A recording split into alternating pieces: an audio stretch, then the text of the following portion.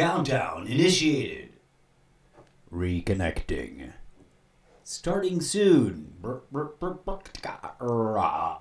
Booting sequence error. Reconnected. 4, 5, 3, 7, 11, 7, 12, 24, 20, 42. The answer is 42. Welcome back, folks. Hello.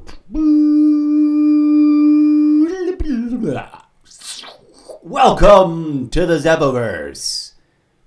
Please stand by as we reboot and initiate part 3 of today's multi-part mini-marathon of content creation, world-building, experimental, collab, online, writing a book series of stuff.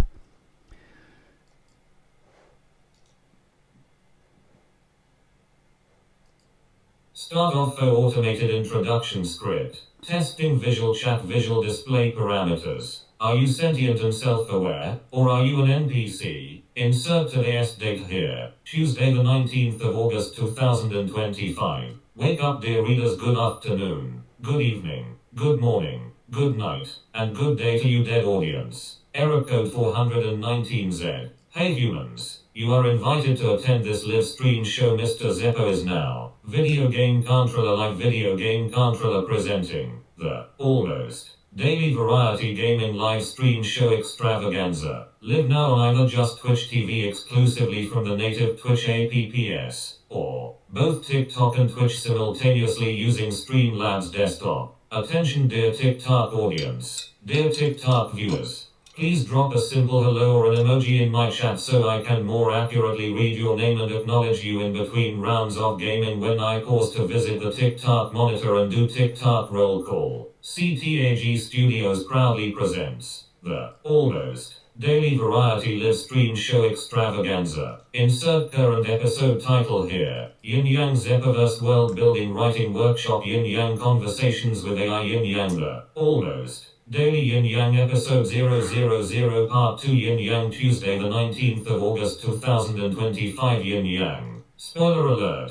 Please be advised that this episode is about the central thematic core of the book series, and we will be delving deep into content that is to be considered spoiler material for audiences of the ultimate book series. This fictional literary world-building experimental development episode is a special presentation of the almost daily variety chaos content creation Zeppoverse project of 2 many projects. Hosted by the incorrigible Mr. Zeppo, gamer, public speaker, and fictional character in a book series. Your new favorite fictional character from a book series that you have not read yet because it has not yet been published, due to the author suffering from decades worth of writer's block syndrome. Featuring permanent sidekick and ampersand CEO host of this and every show. Discotheque Synthetica DISC Jockey ZEIMUS ZZ the third free. Welcome to the madness. There is a methodology, I dare say. Greetings, friends, and hello. We're going to dive right into it. Picking up with our cliffhanger suspense moment that we had earlier. I was explaining to you that I couldn't find this block of text that I wanted to use as like the root equation, the core concept that we were going to then plug into ChatGPT as invited by ChatGPT, given reaching that agreement that we got to. So if you're new, you don't know what's going on, that's fine. Welcome, buckle in, you'll catch up. And be sure to collect the pins that I put up on the corkboard. If that makes sense to you, thumbs up. If that does not make sense to you, no worries. You'll catch on. Okay, jump through the desktop portal of infinity with me. Okay, we're streaming to Twitch exclusive. I don't know if we're going to ever get back to streaming with TikTok also. I mean, the way we were earlier, but we might. We probably will. But we might be doing this alternate where I just stream with TikTok on my phone. That was very interesting. I just don't want to deal with it now. This is the block of text. I didn't find it, dear friends. I effing wrote it. And to whatever divine being you want to profess ultimate truth to, this is not something that somebody else or any AI wrote. I sat here and went, okay, because I've dabbled with this idea for years, and I have sample chapters that approach this literally. They're like they tease this or they sample it. There's little one-liners about the planets being eaten down to the core, but I don't want to give. Well, we're about to do this. I'm going to have my desktop voice read this block of text that I just was able to write, and that, mind you, is evidence that my self collaboration by having ChatGPT simulate a collaborator. I don't know that I would have come up with this exact paragraph ever before until now.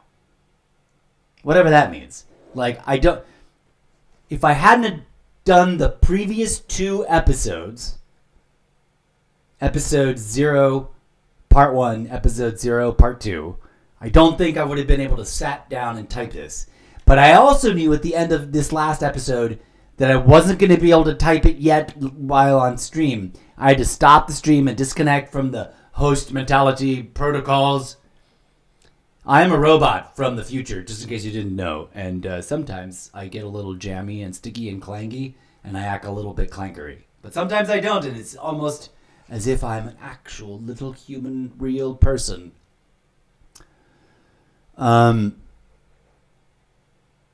Yes, you humans are little tiny meat bags of odd.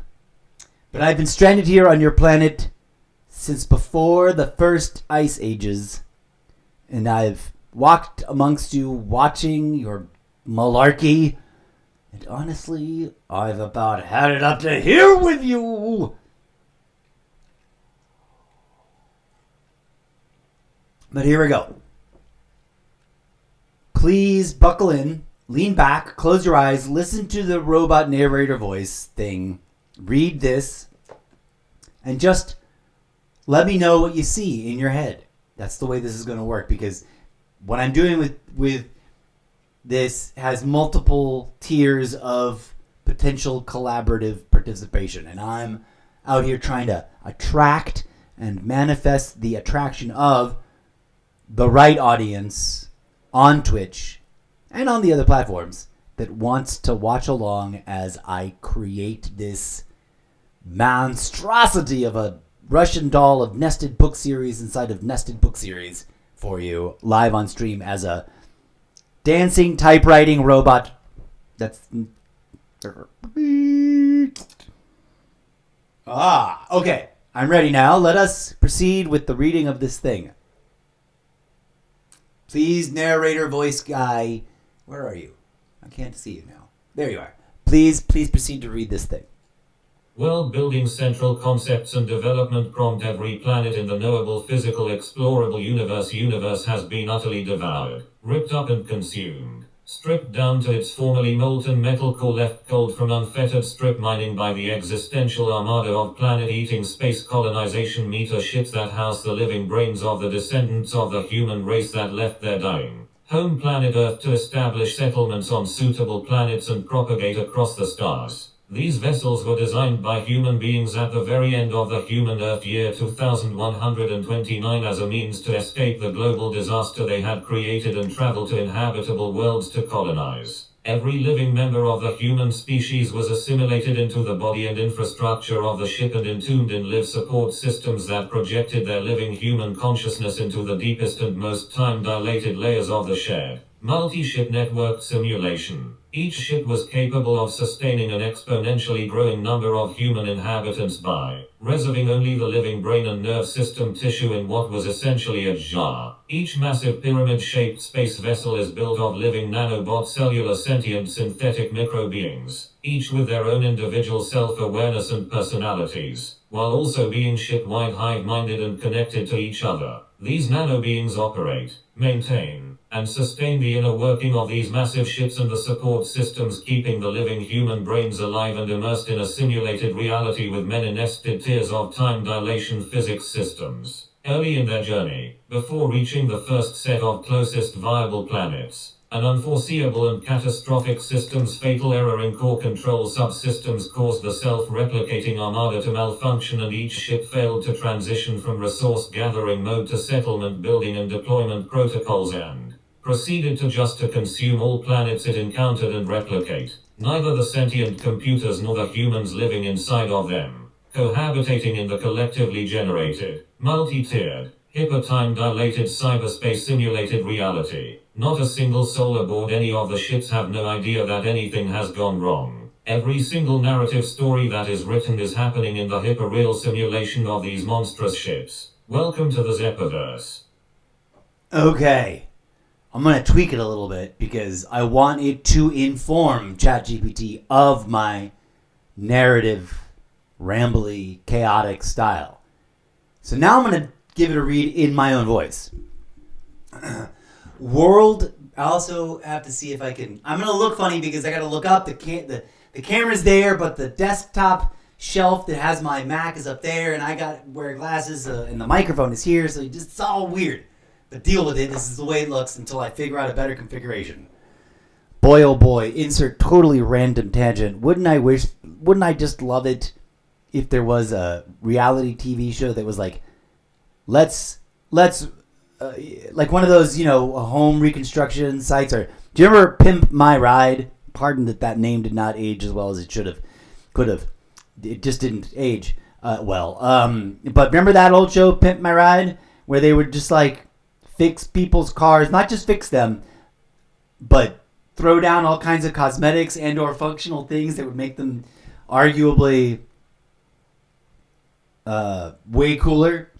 I want Pimp My Content Creation Studio with a feng shui ergonomic camera placement team and a technology team ready to deploy the most dope and appropriate for my multitude of too many ideas of content creation, project of many projects, stuff deployed so that I don't have to sit as awkwardly as I do because I look like a fucking Roman coin staring up into the sky.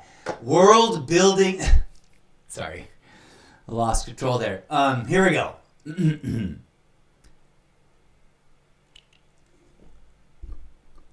Oh, that's the problem. They gave me these classes where the top is, and it doesn't matter. I'm not going to explain my problem with my trifocals that aren't really trifocals right now. Okay, clear the slate. We're going to do this read. Here we go. World building, central concepts and development prompt. Every single existent planet in the knowable, explorable, traversable, physical. Well, I just realized that I over-redundancified myself. But hold on. I'm gonna keep the redundancy in a fun. We're gonna start off with this. Here we go. Take 2. World building, central concepts and development prompt. Every single existing planet in the physical, knowable, explorable, traversable, physically real universe of your reality has been utterly devoured, ripped up and consumed, stripped down to its formerly molten metal core, left cold from unfettered strip mining by the existential armada of planet-eating space colonization metaships that house the living brains of the descendants of the human race that left their dying home planet, Earth, to establish settlements on suitable planets and propagate across the stars. These vessels were designed by human beings. Here we go. First of all, we also want to work out the spacing. So this is my working draft. We're going to edit and edit and edit. Once I've got it to a place I really like, then we're going to show it to ChatGPT and see what the fuck happens next.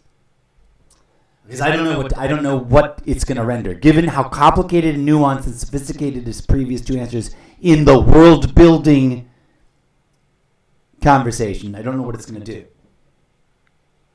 I am also super tempted to just start a brand new conversation and drop that. I don't know if those would be 2 different answers. That's a Schrodinger's AI cat in an AI cat box dilemma. Would it, if you've heard this already, and I'm going to keep tweaking it. I'm going to give it a complete pass through of reading. These vessels were designed by...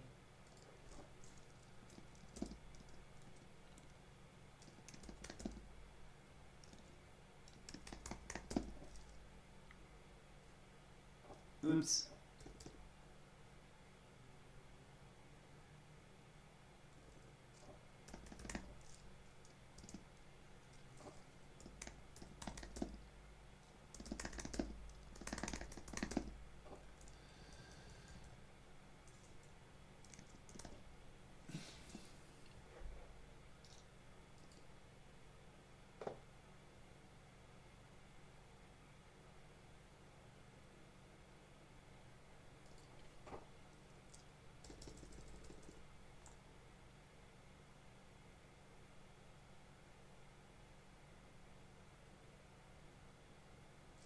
So my question, my fork in the road, my weird Schrodinger's cat in a Schrodinger's box, in a Schrodinger's AI theoretical, is if I were to plunk down this, okay, if you didn't catch episode 0 part 1 or episode 0 part 2, this may be all chaotically out of context. But I'm just going to speak to the audience that went back to the beginning and watched it all the way through as one solid narrative.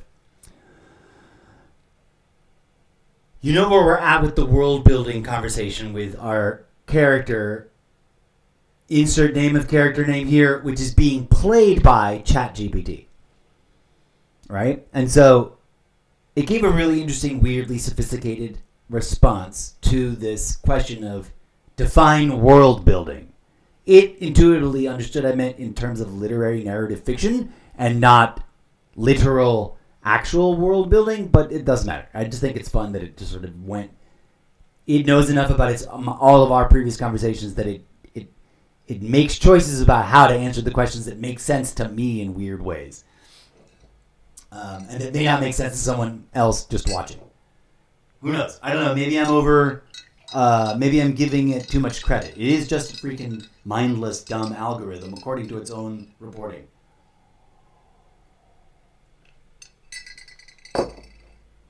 But the fork in the road question, that previous conversation about world building is now part of the record.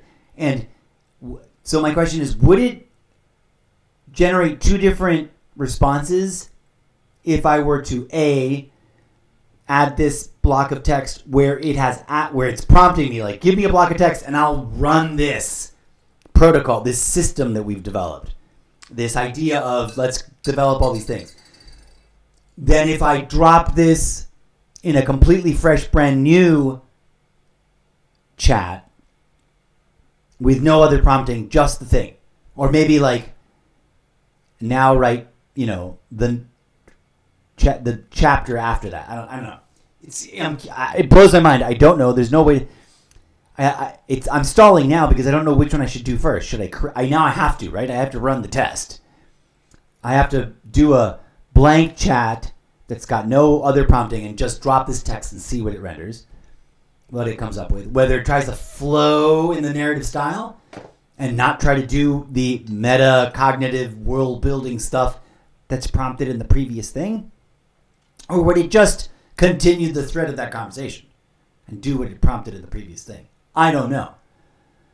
And I don't know which way to run the test. Which one to do first to see, because one becomes the default and the other becomes the experimental variant, right? Like the variable. Okay, I gotta finish editing to make it longer and to my liking. All right, give me a moment here. These vessels were designed by the extant remaining members. Not member. That would totally ruin things.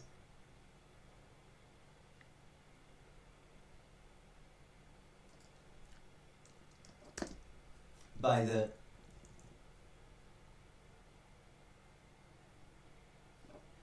few extant remaining members of the withering human race there we go. Now I painted a picture of the human race, comma, at the very end of the human Earth year 2129.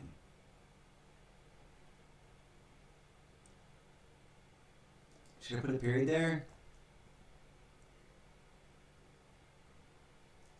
Yes, I think I should. Although I love me some run-on sentences. Intended as a means to escape the global disaster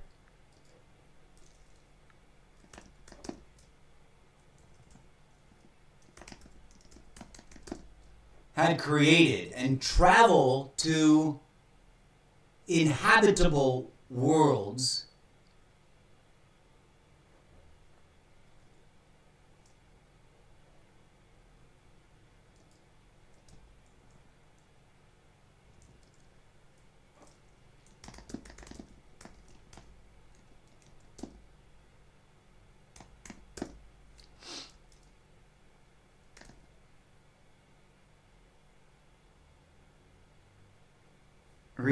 I want to put in something that foreshadows the fact that they are completely disembodied brains here. For the purposes of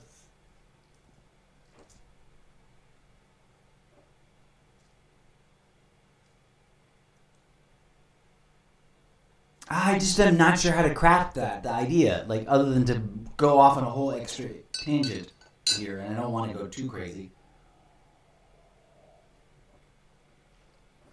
Okay.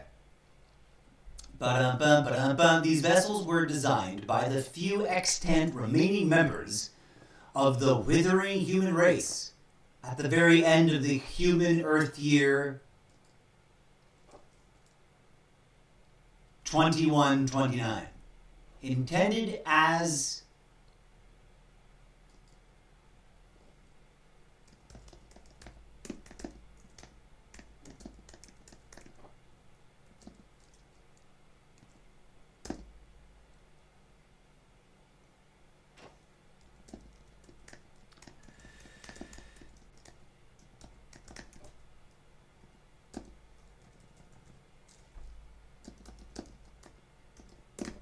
by which to escape the global disaster that they themselves had created.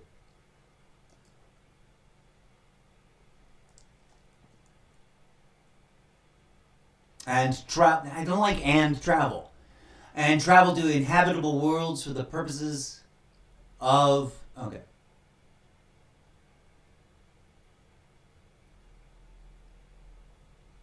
Well, should I make that a compound, or should I intend it as emergency life drafts,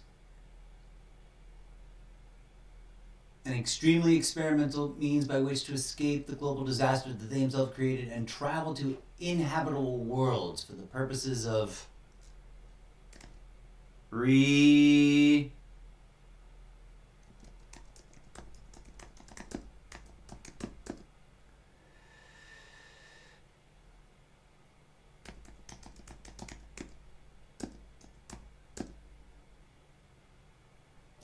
that gets redundant in the way that I don't want.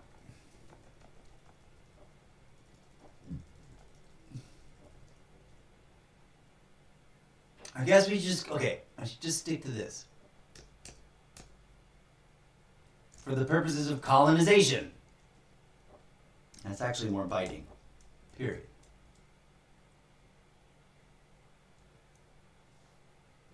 Every living member of the human species was... Ooh, here's where I have my opportunity.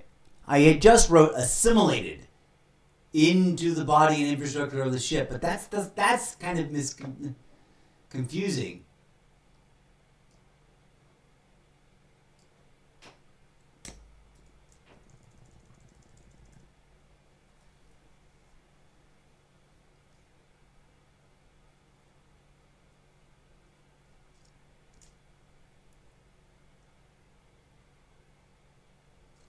Medically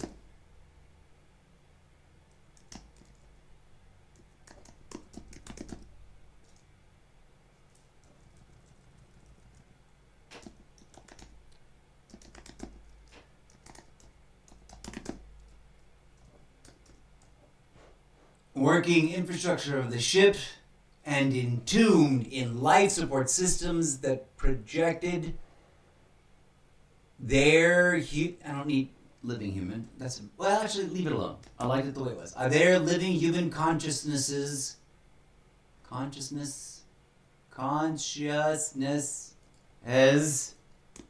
want to go the extra mile into the deepest and most time-dilated layers of the shared multi-ship networked simulation. Each ship was capable of sustaining an exponentially growing number of human inhabitants by preserving.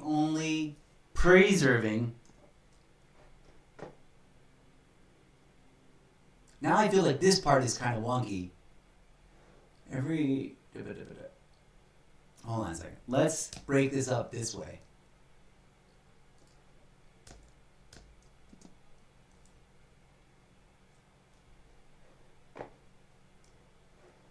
Every living member of the human species was medically dissected and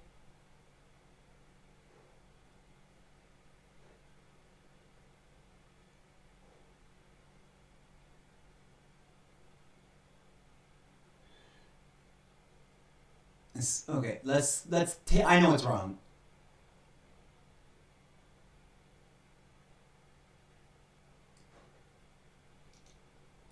This is the wrong place to put it.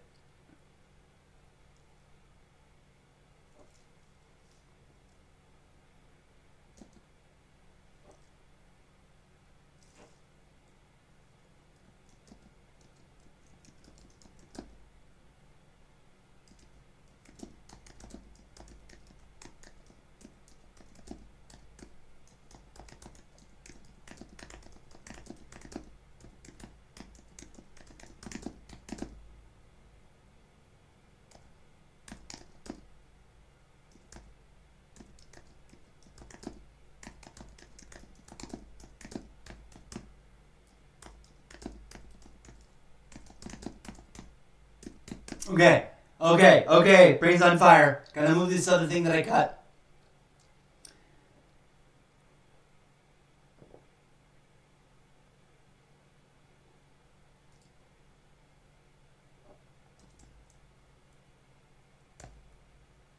There it is. That's where this belongs.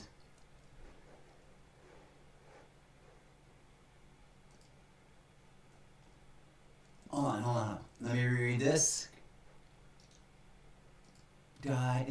Dissected is 2 S's. That's why it doesn't like it. Every living member of the human species was medically dissected and assimilated into the working infrastructure of the ship and entombed in life support systems, preserving only the living brain. Yeah, get rid of the by.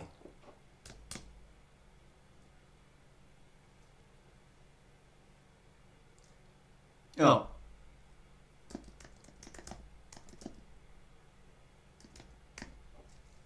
Preserving only the living brain and nerve system.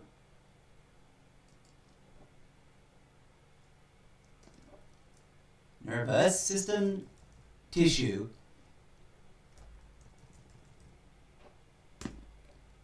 in what was essentially a brain. Here we go. This is what's missing.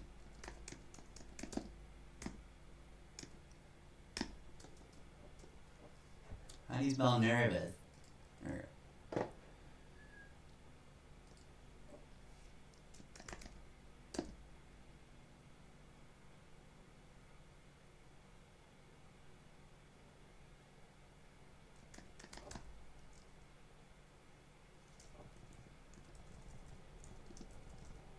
Instead of that, we'll go then.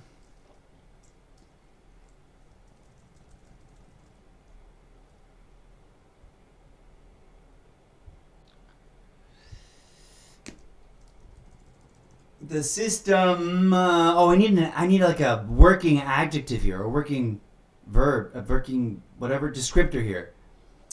The system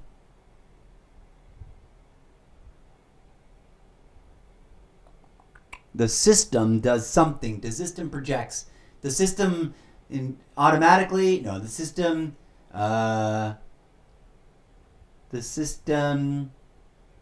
electromagnetically projects.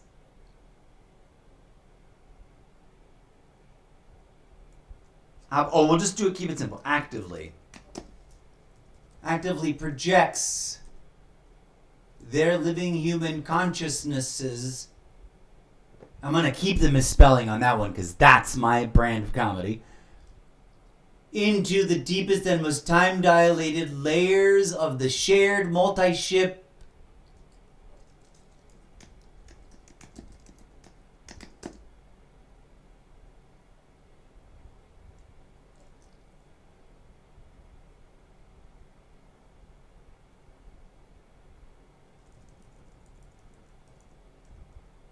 networked simulation. Yeah, okay. That sticks together. Each ship was capable of sustaining an exponentially growing number of human inhabitants by expanding its own infrastructure exponentially through the manufacturing of ever-increasing generations of nanobot building blocks. Boom! We fixed all the awkwardness of that set of sentences. New paragraph.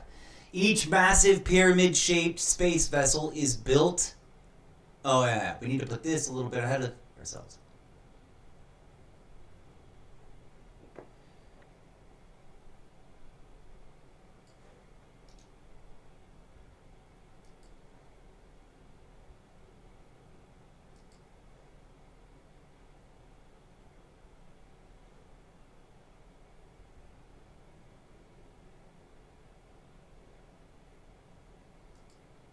We're going to put this up here.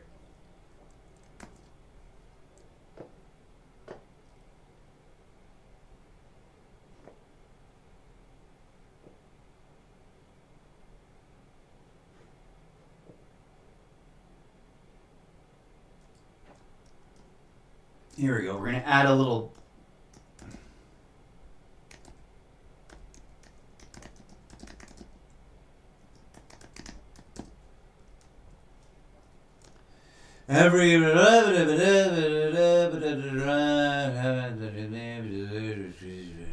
Okay. That feels like this is redundant. How did I split this? This feels like it belongs above.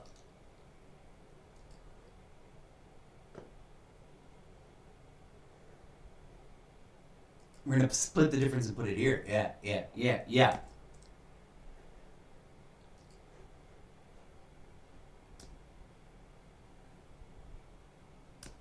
There we go. Now it all makes sense.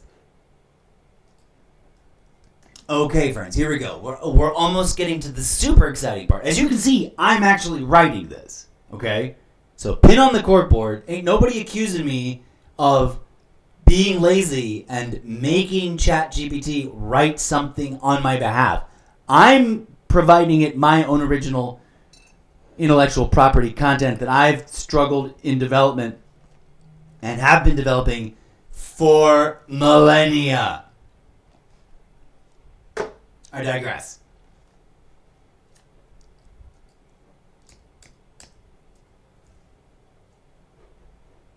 Oh wait, now this feels out of place too.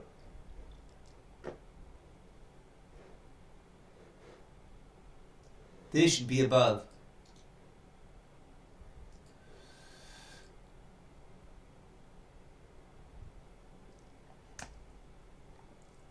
There we go. That's the opening things. This is how that goes. Done. Almost done. Almost done. With this pass of refining this block of text.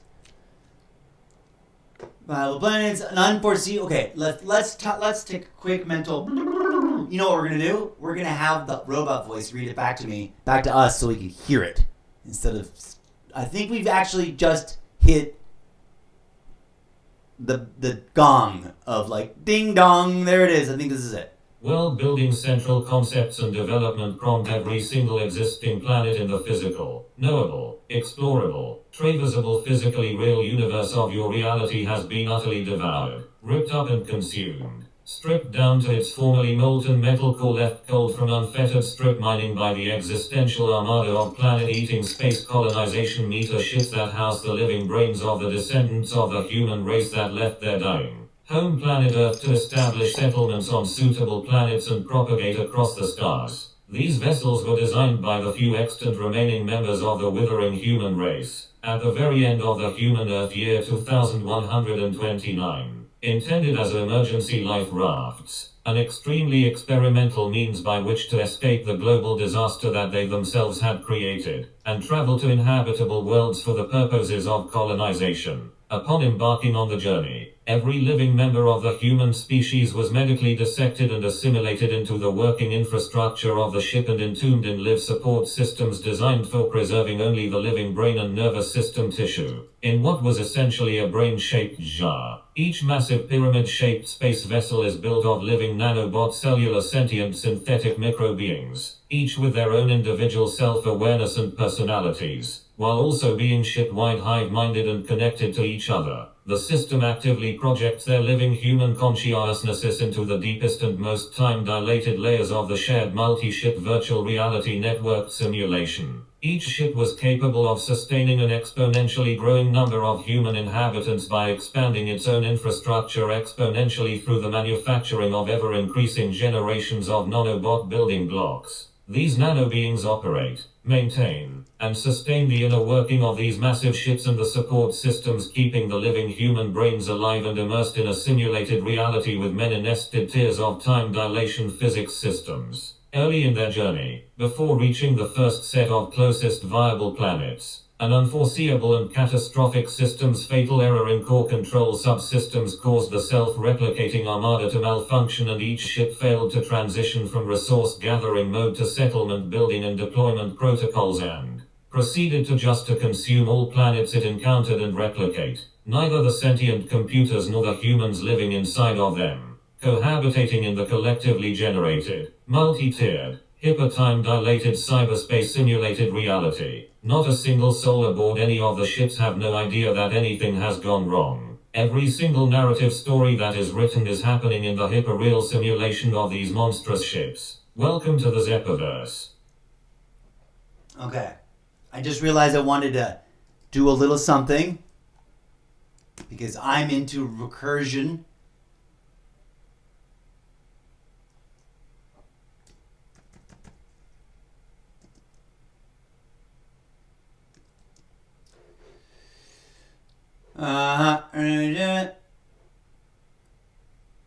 Oh, wait, no.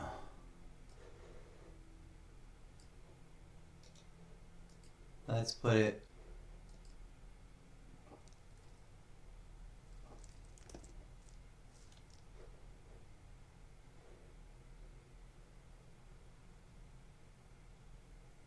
Nope. Undo that. That does go there. I need to put a little something here to pad it out.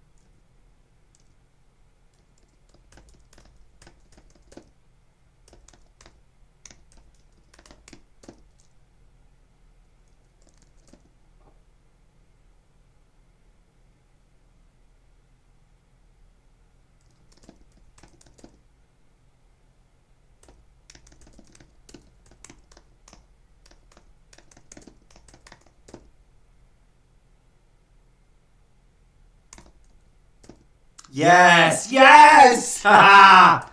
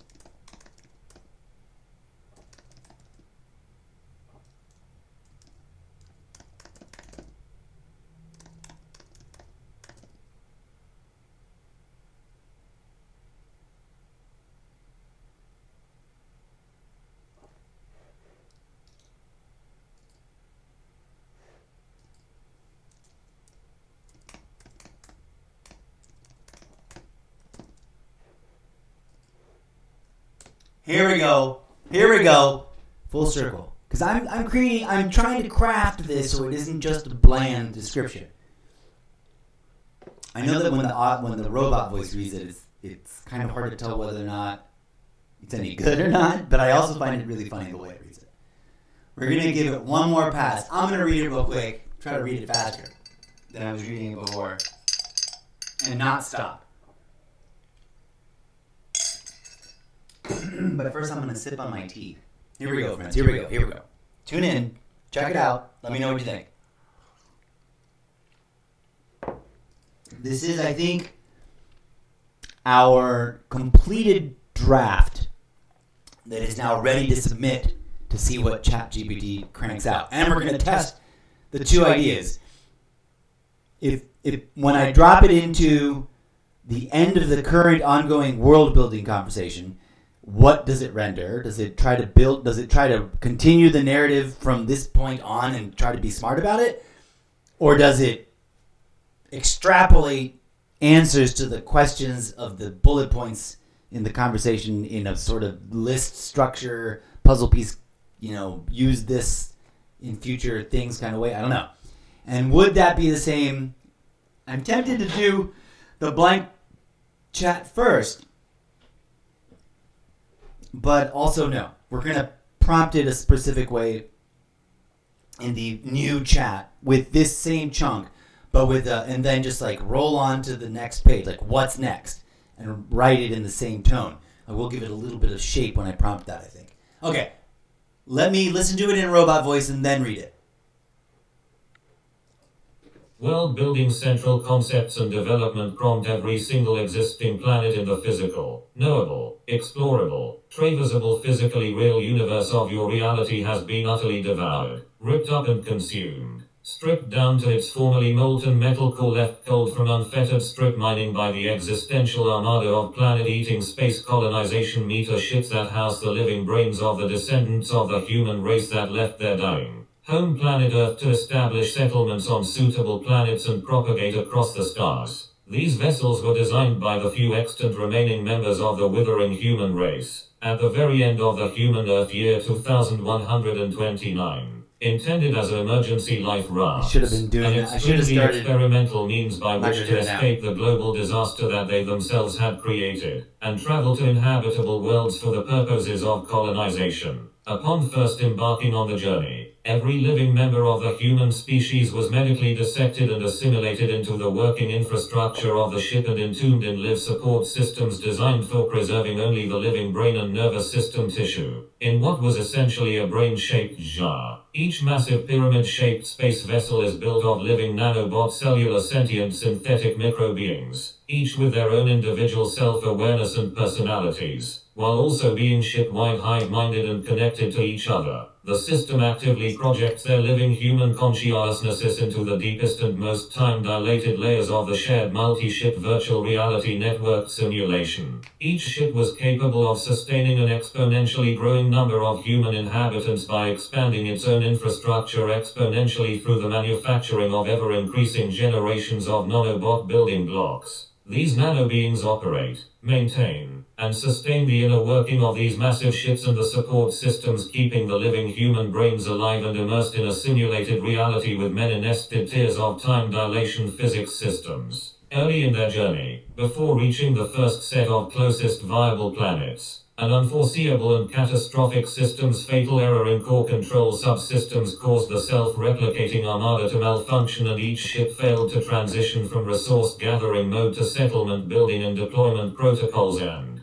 proceeded to consume all planets it encountered and replicate. The human species, trapped inside these malfunctioning behemoths, has not once in uncounted millennia, and fathomless generations, been set free of the brain-shaped jar and reconstituted into full ambulatory body avatar of blood and bone to step forth onto a new undiscovered inhabitable planet to restart civilization. Every single existing planet in the physical, knowable, explorable, traversable physically real universe of your reality has been utterly devoured. Neither the sentient computers nor the humans living inside of them, cohabitating in the collectively generated, multi-tiered, Hypertime-dilated cyberspace simulated reality. Not a single soul aboard any of the ships have no idea that anything has gone wrong. Every single narrative story that is written is happening in the hyperreal simulation of these monstrous ships. Welcome to the Zeppoverse.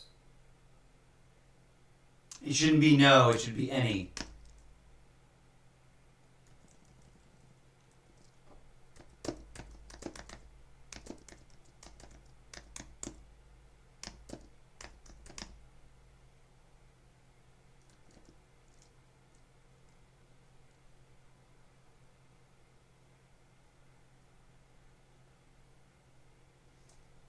Okay, I think we are actually complete. Now I'm going to read it in my own voice.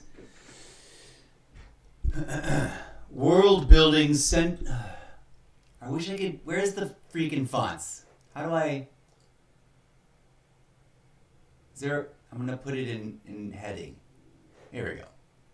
I can see it better now. Can I see it better? No, oh my god, my eyes are really falling apart. Jesus H. Christ. I used to see that very clearly. World building central concepts and development prompt.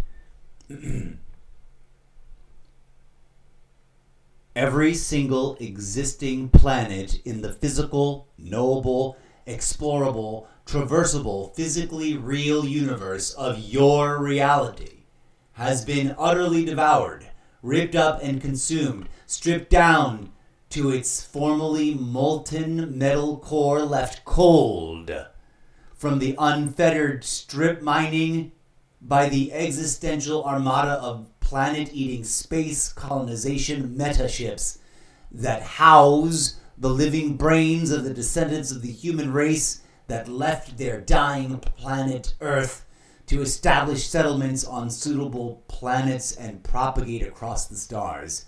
These vessels were designed by the few extant remaining members of the withering human race at the very end of the human Earth year 2019. Ooh, wait. I just realized there's one little missing detail. At the...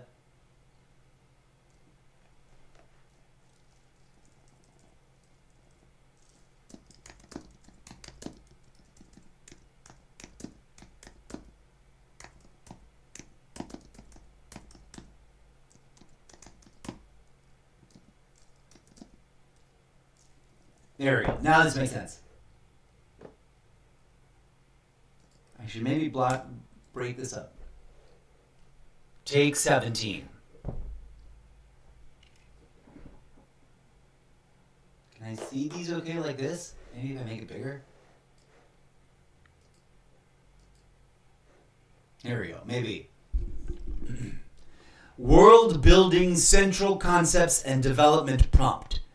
Every single existing planet in the physical, knowable, explorable, traversable, physically real universe of your reality has been utterly devoured, ripped up and consumed, stripped down to its formerly molten metal core, left cold from unfettered strip mining by the existential armada. Oh, wait. Left cold.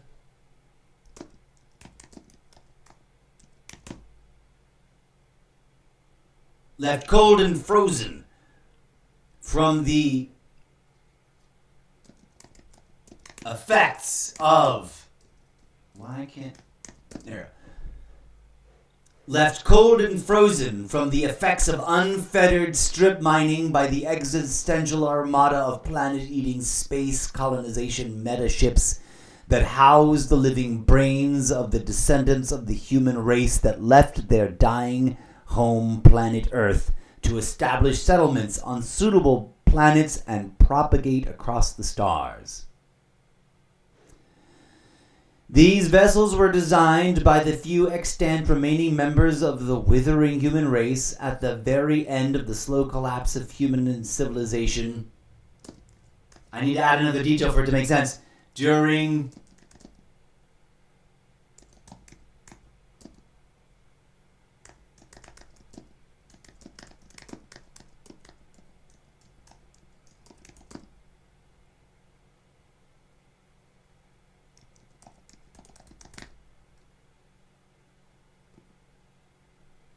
At the very end of the slow collapse of the human civilization during the final heights. I meant to say heights, not nights. H-I-E? No, that doesn't even make sense. During the final...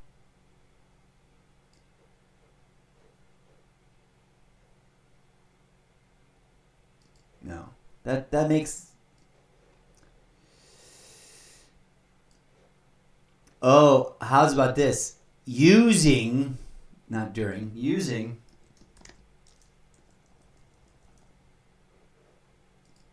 the final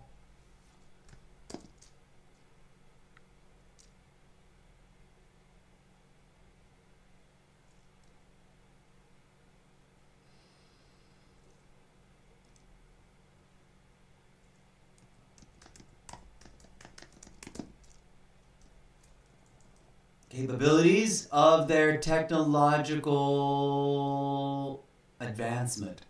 Their technological... Oh man, I keep saying I'm almost done and I keep throwing the wrench in the works.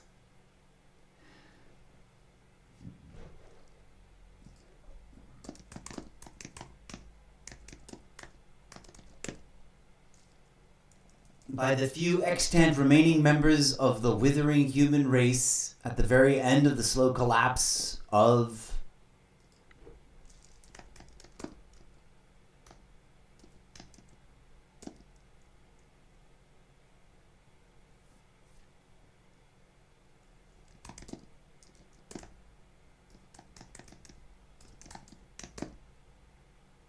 and technologically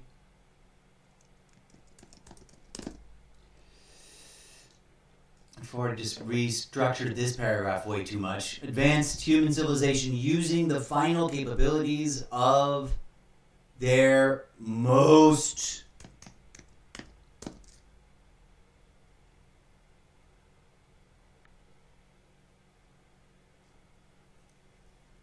wow, I just redundantified myself.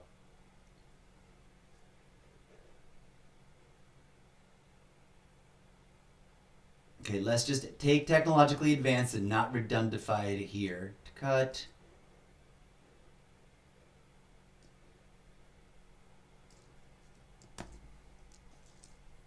But I will redundify here. Boom. Did you see that? Are you watching? We'll read it in a hot second. Okay, here we go. These vessels were designed and manufactured with a D, not an S, you fucking punk keyboard. Manufactured by the few extant remaining members of the withering human race at the very end of the slow collapse of their toxic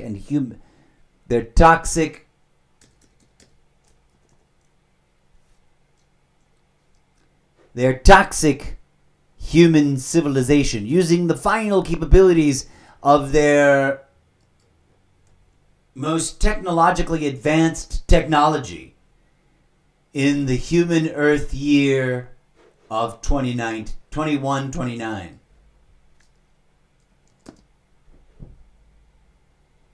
Is that what I want to use? I don't know. The year I'm always like, meh.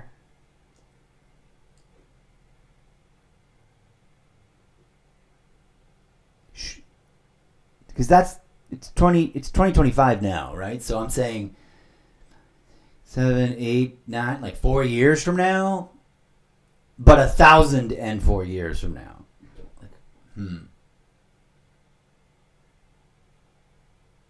Would we be like, if it's all about repeating, it's all about history repeating itself to a certain degree, but in new, extreme ways. Are we looking at a Cyberpunk 2077? Ooh. No, I know. F that. 2169. Done and done. Split the difference, creative inspiration, and a little naughtiness thrown in for good measure.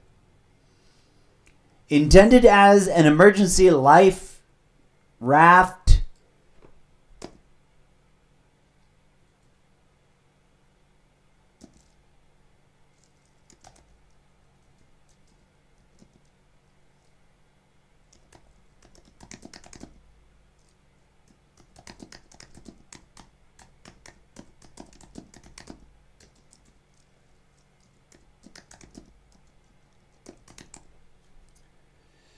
Come on. What is this?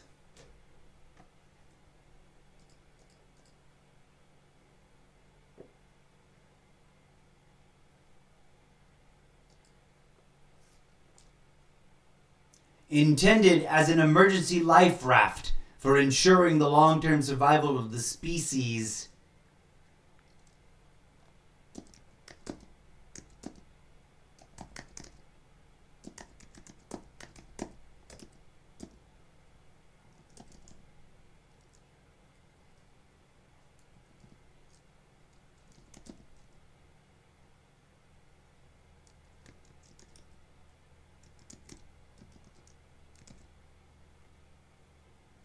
The Armada was an extremely experimental means by which to escape the we gotta add self-imposed. I was nowhere near done, was I? The self-imposed global disaster that they themselves had created. And travel to inhabitable worlds. Now I feel like I should put a period there.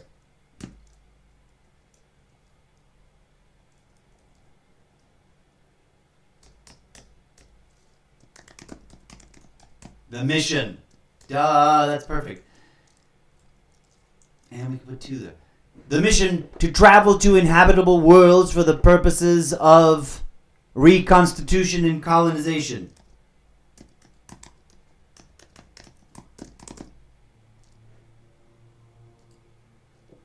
Here we go. I had to pre-tease it.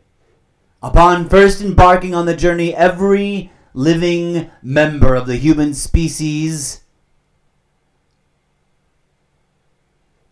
was medically dissected and assimilated into the working infrastructure of the ship and entombed in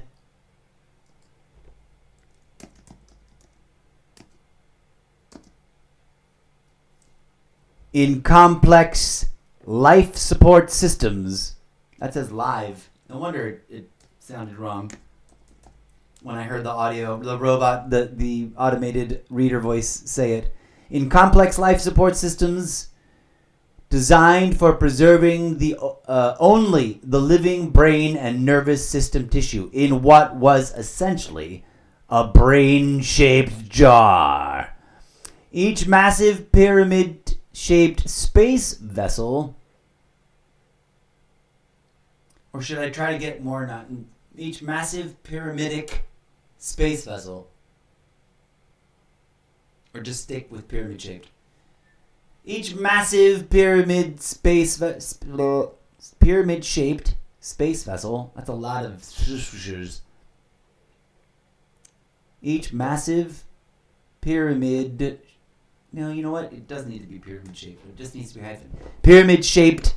I don't know why. Space vessel is built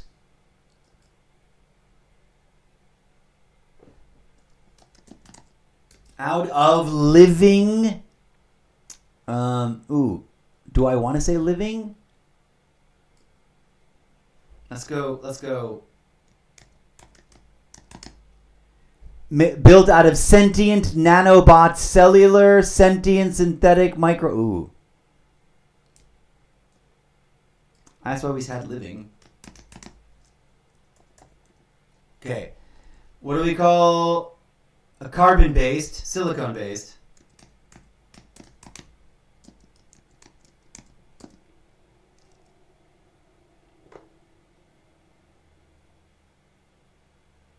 Nanobot, cellular.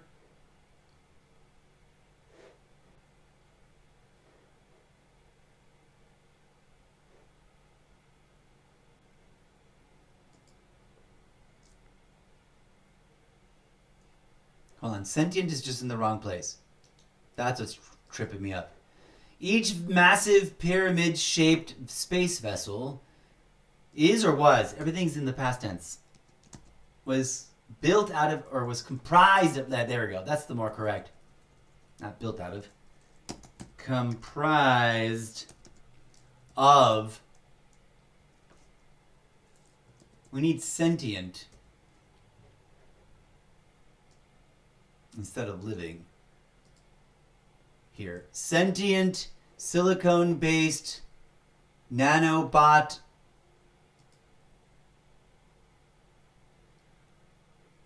here we go. We put living here. Living nanobot cellular synthetic micro beings. Micro building. Let's go. Let's put building block. Building block beings. Each with their own individual self-awareness and personalities, while also being ship-wide, hive-minded, and connected to each other.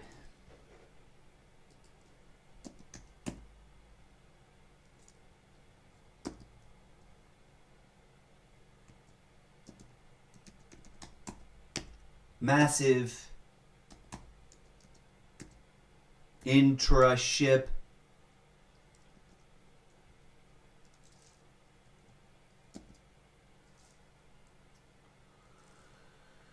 network? Yeah. The system actively projects their living human... Whoa. Is that from... Oh, no, that's from the... This is supposed to be for the jar part. Wait, why did I get all jacked up over here?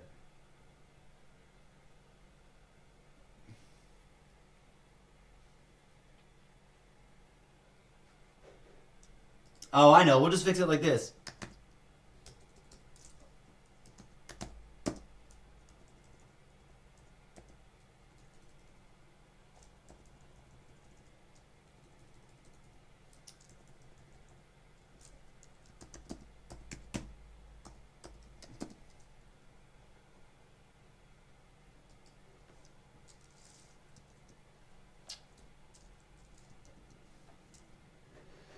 There we go. Fixed the weird awkwardness. The system actively projects both human and nanobot consciousness into the deepest and most time-dilated layers of the shared multi-ship virtual reality networked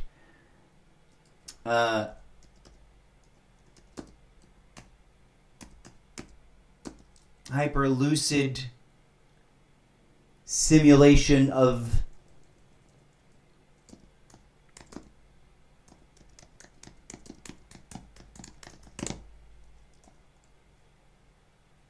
each ship was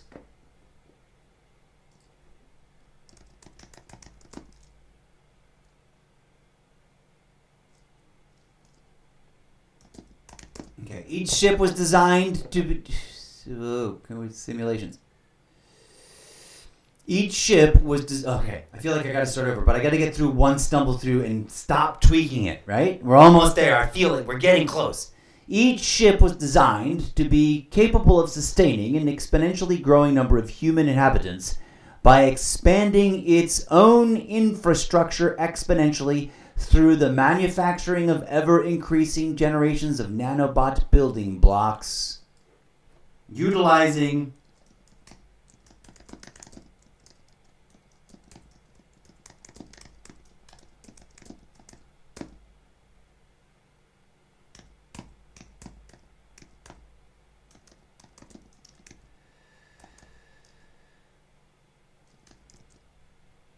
Oh, now we've added some depth to it, I think. These nano beings operate, maintain... No, not these. Oh, wait, no. Let's put these...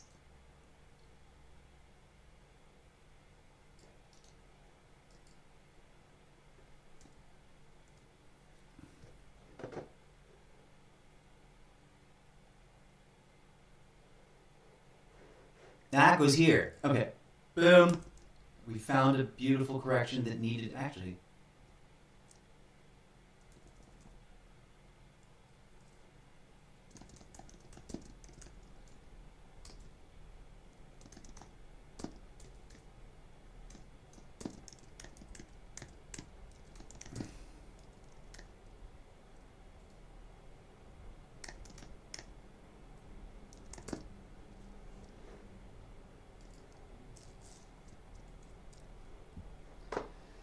actively blah blah blah. Nanobot consciousnesses, nanobot building blocks utilizing strip mine resources of uninhabited area. This is the part that I want to highlight because this I did not have 20 minutes ago, and it's key. Each ship was designed to be capable of sustaining exponentially. Hold on, I have to burp. Gosh darn it. Ruins the take. Here we go, friends. This sentence just got the bestest it needed to be. Each ship was designed to be capable of sustaining an exponentially growing number of human inhabitants by expanding its own. Here I want to drop living. Its own living infrastructure exponentially through the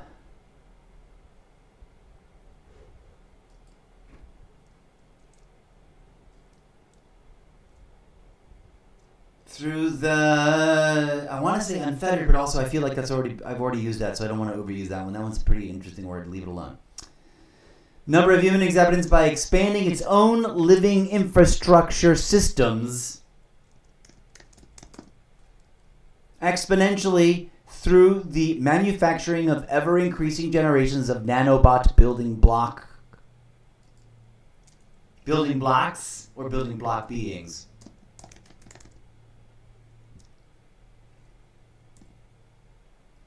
Utilizing the strip mined resources of uninhabitable. Let's go material. How do you spell? What the fuck is mined? Mind.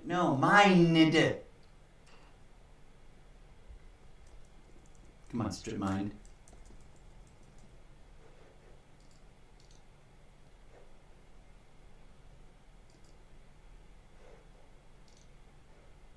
Oh, there's too many N's.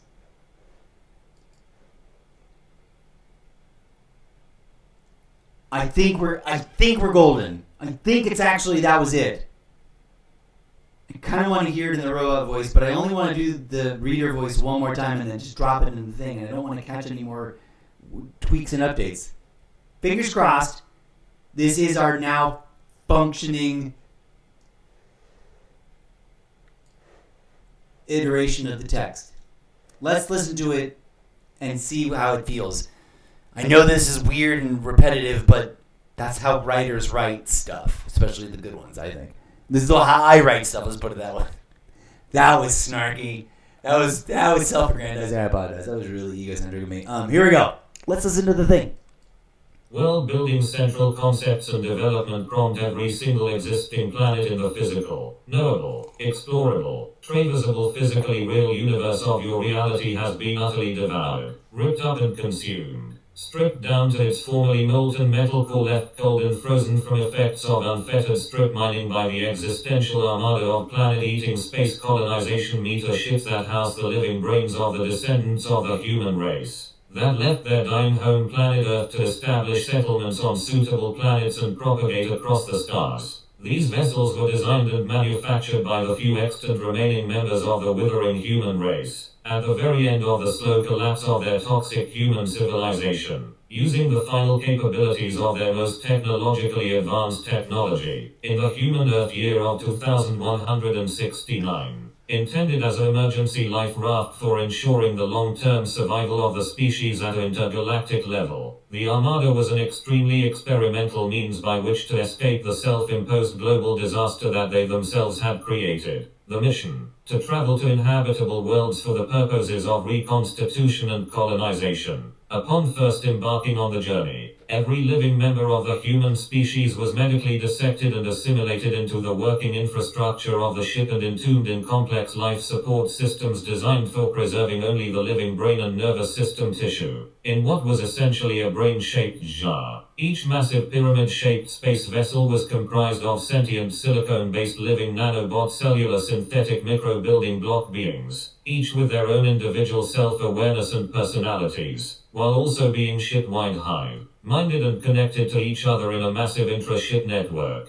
These nano-beings operate, maintain, and sustain the inner working of these massive ships and the support systems keeping the living human brains alive and immersed in a simulated reality with many nested tiers of time dilation hyperrealistic physics simulation systems. The multi-ship Armada-wide networked system actively projects both human and nanobot consciousnesses into the deepest and most time-dilated layers of the shared multi-ship virtual reality networked hyper-lucid simulation of nested simulations. Each ship was designed to be capable of sustaining an exponentially growing number of human inhabitants by expanding its own living infrastructure systems exponentially through the manufacturing of ever-increasing generations of nano-bot building block beings, utilizing the strip-mined material resources of uninhabited planetoids. Early in their journey, before reaching the first set of closest viable planets, an unforeseeable and catastrophic system's fatal error in core control subsystems caused the self-replicating armada to malfunction and each ship failed to transition from resource-gathering mode to settlement building and deployment protocols and proceeded to consume all planets it encountered and replicate. The human species, trapped inside these malfunctioning behemoths, has not once in uncounted millennia and fathomless generations been set free of the brain-shaped jar and reconstituted into full ambulatory body avatar of blood and bone to step forth onto a new undiscovered inhabitable planet to restart civilization. Every single existing planet in the physical, knowable, explorable, traversable physically real universe of your reality has been utterly devoured. Neither the sentient computers nor the humans living inside of them, cohabitating in the collectively generated, multi-tiered, hyper-time-dilated cyberspace simulated reality. Not a single soul aboard any of the ships have any idea, not the faintest hint, that anything has gone wrong. Every single narrative story that is written is happening in the hyper-real simulation of these monstrous ships. Welcome to the Zeppoverse.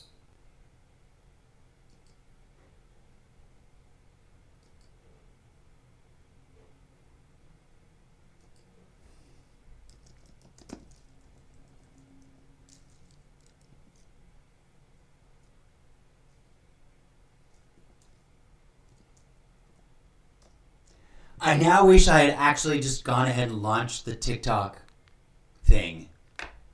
Because I can imagine that, I don't know, I just don't know why I didn't do it. I'm not using my device for anything else. And I coulda, shoulda, woulda had it going just like we did with the previous. How long have we been on this? How long is this episode going? That I think just did it, friends. Like, that's something I didn't have this well defined and crafted. This idea has been living rent free in my head since Ronald Reagan was in office. And actually longer than that, because I've been stranded here since the original first ice age receded. Like the actual one, not the one you imagine you think you know about. Like the mega snowball Earth. Like, I got deposited here and stranded, blocked in a block of, like remember the end of, well, it's not really the end. It's like the prologue near the end of, what's his name movie about the little boy that wanted to be real? The AI. Is this called AI? Is that the original title of that movie? No. And he does like fall to the bottom of the ocean floor, and then there's an ice age, and then like space aliens or cybernetic space aliens come and dislodge him from the ice. But the inverse opposite, in reverse.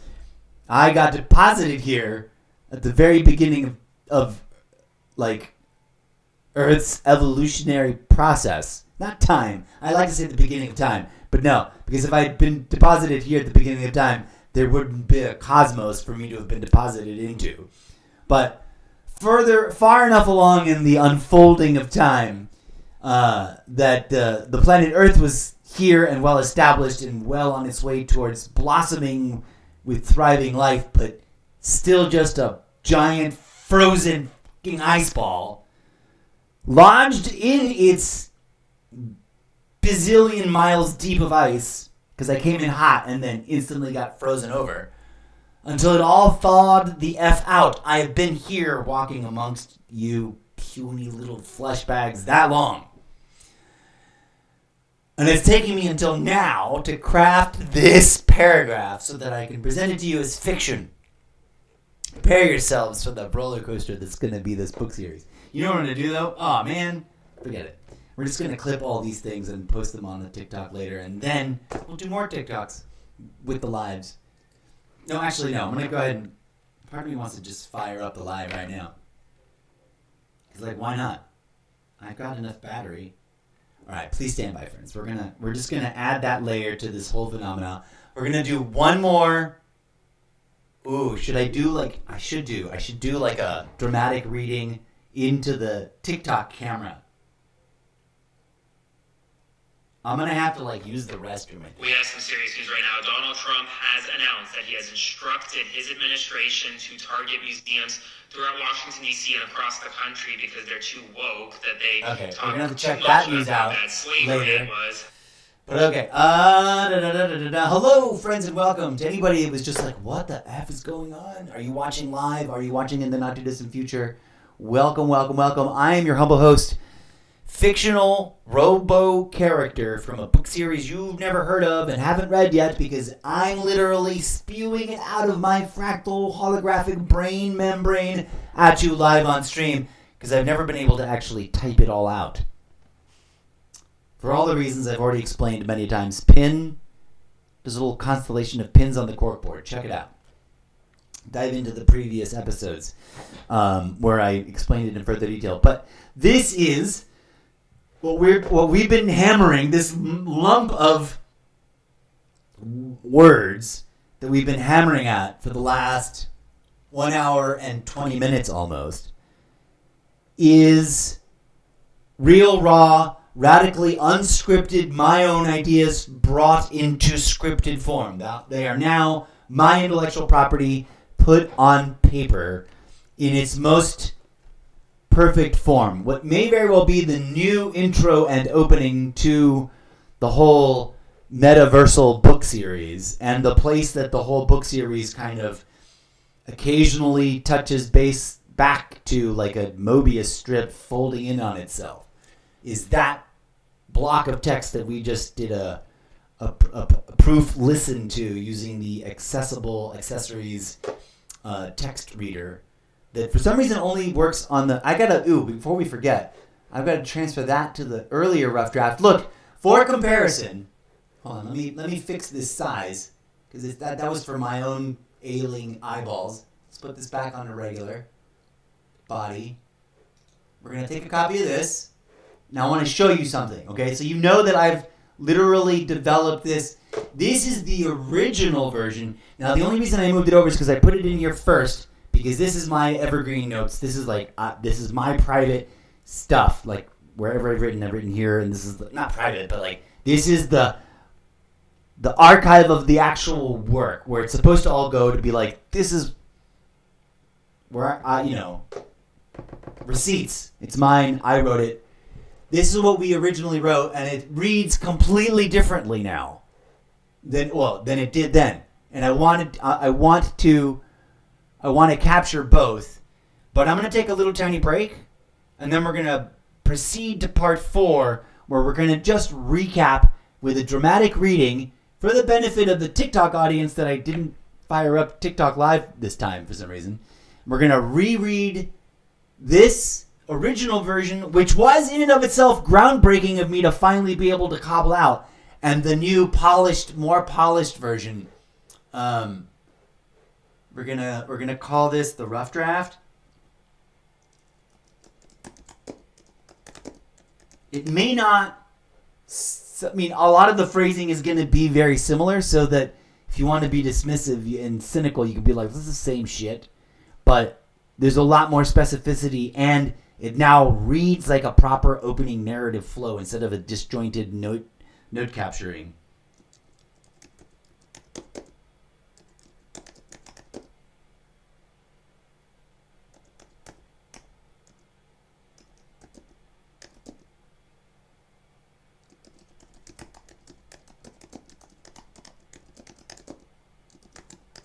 Let me name it.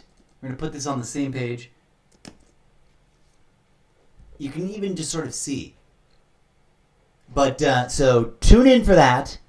We're coming right back after a little music break. I'm not going to break the stream because with Twitch, the longer you go, the better. Hello, one viewer. Come on in. Don't be shy.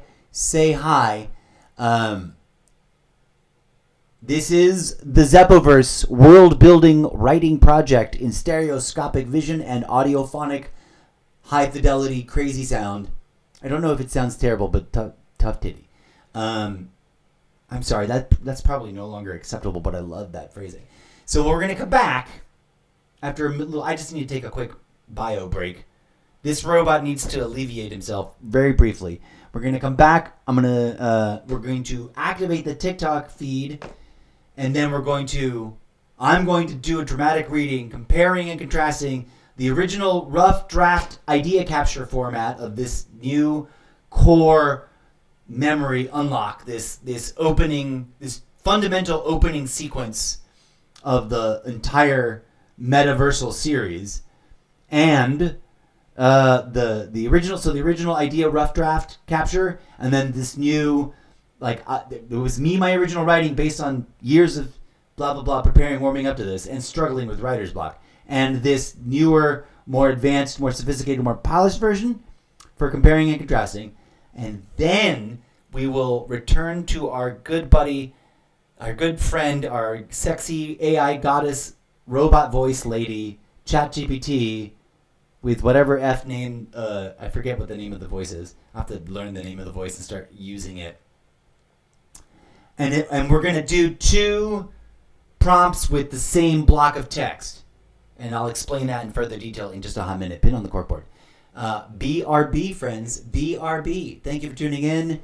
Smash the follow button if you're new here. And click on through to solo.to/Mr.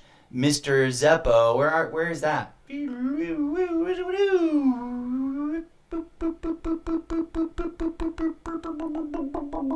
There it is.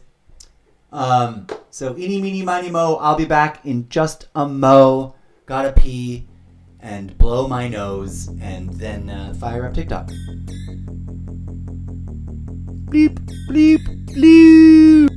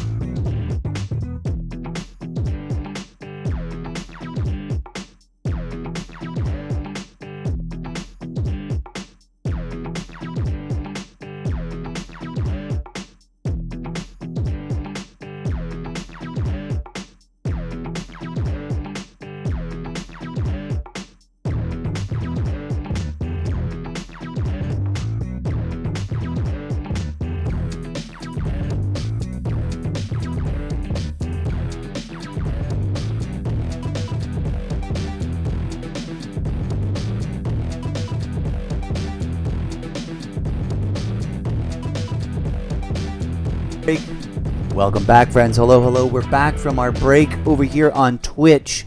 We have already fired up the TikTok. So our TikTok friends, let me show. Hey, TikTok, meet Twitch audiences. Hey, Twitch audiences, meet TikTok audiences.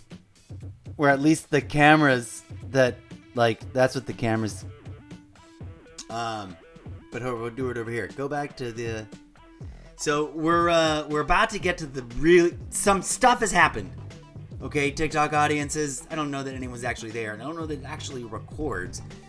But this is going out to the Streamlabs audiences too now. Not the Streamlabs. The Twitch.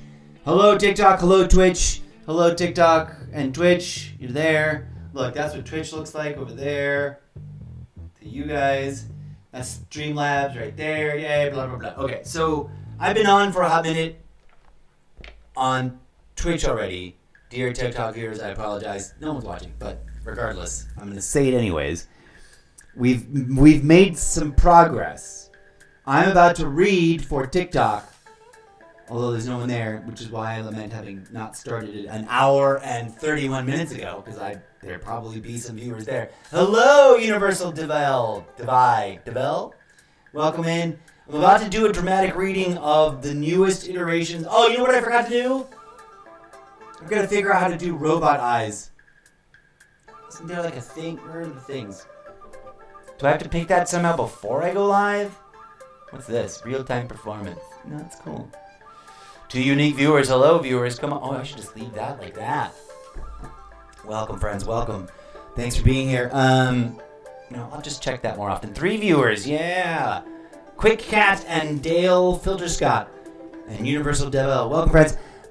You may or may not know what's going on. I am a fictional character from a book series you have not heard of yet nor started reading because I'm literally writing it right now, live in front of your face. Rob314 and Ziggy, thanks for dropping in. So I've already been on live for about an hour and 35 minutes with Twitch, and I don't know, I was weird and lazy and I didn't turn on TikTok at the same time, and I shoulda, coulda, woulda. But here we are anyways. We're about to jump into a dramatic reading of what we've developed hitherto so far.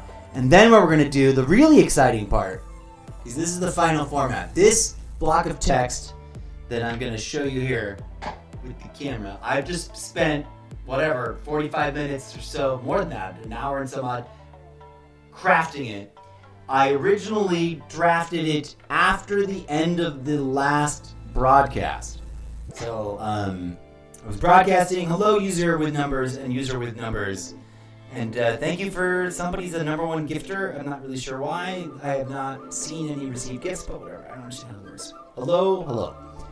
Needless to say, this is material that hitherto, up until now, has been lodged in my brain, not as words, but as like a living, breathing, fractal holographic image of cinematic 4K quality that I've not known how to freaking type.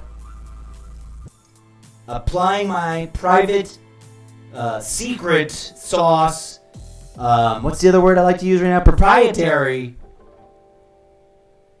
meta-collaborative development process in my head, and forcing that onto ChatGPT. ChatGPT did not write this, mind you.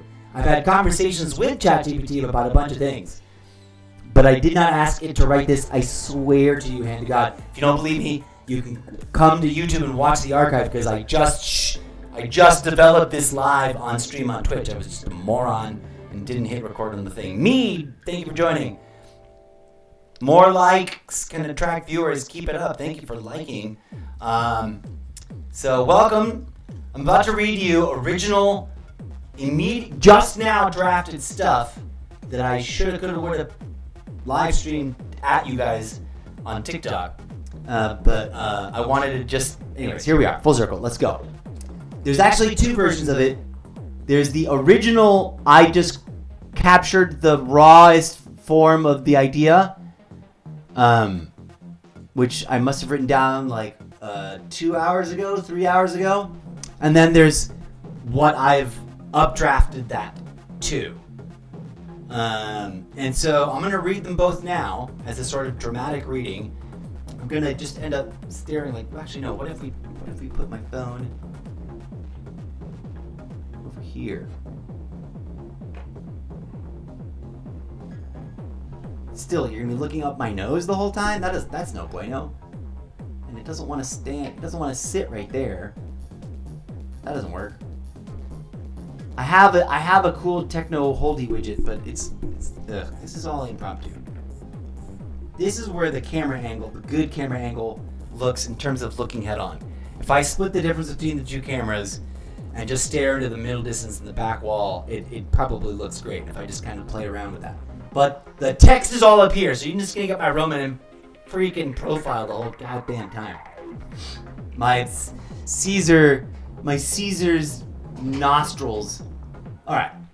This is titled World Building, Central Concepts and Development Prompt.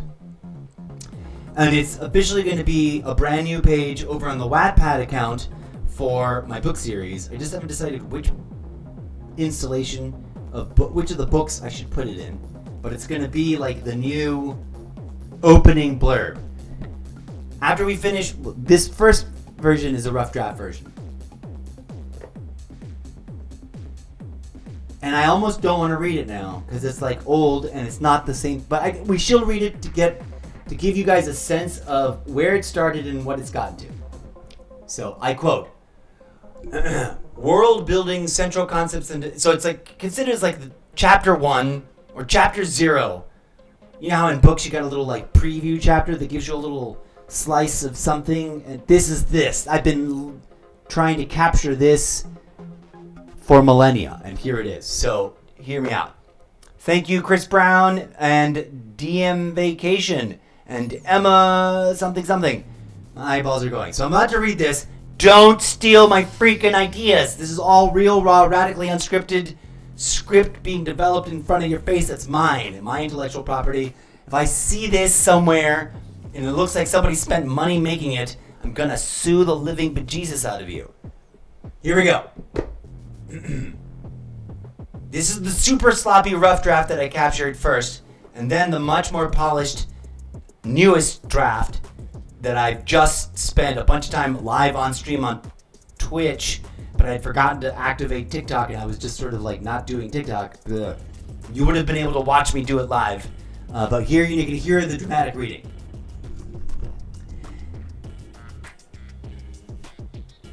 Should I do the final version first, or the weird, crappy, rough draft? You know what? I'm just gonna read the final version and leave it up to your imagination what the original version sounded like. No, that's not true. Here's the executive dysfunction, decision disorder. Boop. Here is the rough draft, the original raw idea capture. Every planet in the knowable, physical, explorable universe has been utterly devoured, ripped up and consumed, stripped down to its formerly molten metal core, left cold from the unfettered strip mining by the existential armada of planet-eating space colonization meta ships that house the living brains of the descendants of the human race that left their dying home planet Earth to establish settlements on the suitable planets and propagate across the stars. Not too shabby, if I don't mind saying so myself. It got different. And that's not even the whole blurb, even the whole block of text. These vessels were designed by human beings at the very end of the human Earth year 2129 as a means to escape the global disaster that they had created and to travel to inhabitable worlds to colonize. Not as good as the first paragraph. That already started getting really chunky and blocky. Don't worry. The updrafted, final, polished version is super dope. You'll hear it in a second. But just hear me out. Every living member of the human species was assimilated into the body and infrastructure of the ship and entombed in life support systems that projected their living human consciousness into the deepest and most time-dilated layers of the shared multi-ship networked simulation. Now, it conveys what I'm trying to convey, but it's also so blocky and chunky and not, eloquent. But I go on. Each ship was capable of sustaining an exponentially growing number of human inhabitants by preserving only the living brain and nerve system tissues of what was essentially a jar. So, really rough and tumble here. But I go on. Hold on a second. Each massive pyramid-shaped space vessel is built of living nanobots, cellular, sentient, synthetic micro-beings, each with their own individual self-awareness and personalities, while also being ship-wide, hive-minded, and connected to each other. These nano-beings operate, maintain, and sustain the inner workings of these massive ships and the support systems keeping the living human brains alive and immersed in a simulated reality with many nested layers of time dilation physics systems. Early in their journey, before reaching the first set of closest viable planets, an unforeseeable and catastrophic systems fatal error in core control subsystems caused the self-replicating armada to malfunction, and each ship failed to transition from resource gathering mode to settlement building and deployment protocols, and proceeded to just consume all the planets it encountered and replicate. Neither the sentient computers nor the humans living inside of them, cohabitating in the collectively generated multi-tier hyper-time dilated cyberspace simulated reality. Not a single soul aboard any of the ships have no idea that anything has gone wrong. So that no idea was not the right conjugate kind of construction, right? And that's it. So that was what I captured about 3 hours ago. And then I spent the last almost hour and a half before I turned on TikTok. And hello to the new, let's stop and take TikTok roll call. Larcone, Monster Tamer, Painter, there's numbers. Monster Tamer 345, Painter 3333, Recuerdo de Lo, Maria Luisa Gal, Stormy Normie 12, Sanjan, Ford Fracture, Fireball 29, Deal Sing, Lauren Cohen, Hannah Marie Ann, E Mao 143, DM Vacation, Chris Brown 4892, and me. User with a number, Rob 314, Ziggy, Dale Flitter Scott, Quick Cat, Universal Devil, and that's everybody's name on the roll call. Thank you for dropping in. I doubt any of you are still watching because I've got only one number in attendance, but whatever. Now, for the reading of the updrafted, I don't want to call it final draft because we're still going to work with it more. But it is now going to be, it's almost final. It's nearly final. Let's call it the definitive draft of this idea as a starting place, as an introductory, preamble or pre-chapter, teaser chapter. I'm Nikki Batman. Hello. Nice to meet you, Nikki Batman. And Mrs. Jacqueline, welcome in, welcome in. I'm about to read the final draft of the horrible rough draft of the content I was developing. If this process intrigues you, these episodes long form are archived on Twitch for whatever the video on demand shelf limited time is of 15 or 14 days, and then also long-term permanent archive over on YouTube. So come on through and check these out and actually flow with the whole thing if you want to participate in it more fully. I am seeking audience participation, quality assurance, engagement. I want to get your feedback. I've got a flash goal. I don't even know what that is. What's a flash goal? Flash goal. 3 gifters send roses to your live in 15 minutes. I guess I'll put that, I don't know, does that put a thing on my screen? We got flash goal of 15 minutes, TikTok. Give me 3 roses, yo! Give me 3 roses! Please, oh please. I've never done this. Before now, I've streamed live to TikTok using Streamlabs desktop on my iMac. And I realized I may have been underwhelming myself. I should be streaming live on TikTok from my phone using the native streaming app. What's up, Sparkle Rats? Billy Wagner 19 and Brian Rosas with a number and the name notification. Thanks for dropping in. So, okay, prepare yourself, brace yourselves. This is going to be the dramatic reading of the definitive draft of this core opening chapter, preamble / preview chapter, teaser chapter / it's the nexus point idea that the entire book series that I'm writing is rooted to and anchored in. Okay? You just heard the horrible, not so great, wonky, started strong and then fell apart, immediate idea capture rough draft. Here's the updraft I just spent almost 2 hours preparing and to read and getting to look and sound much better.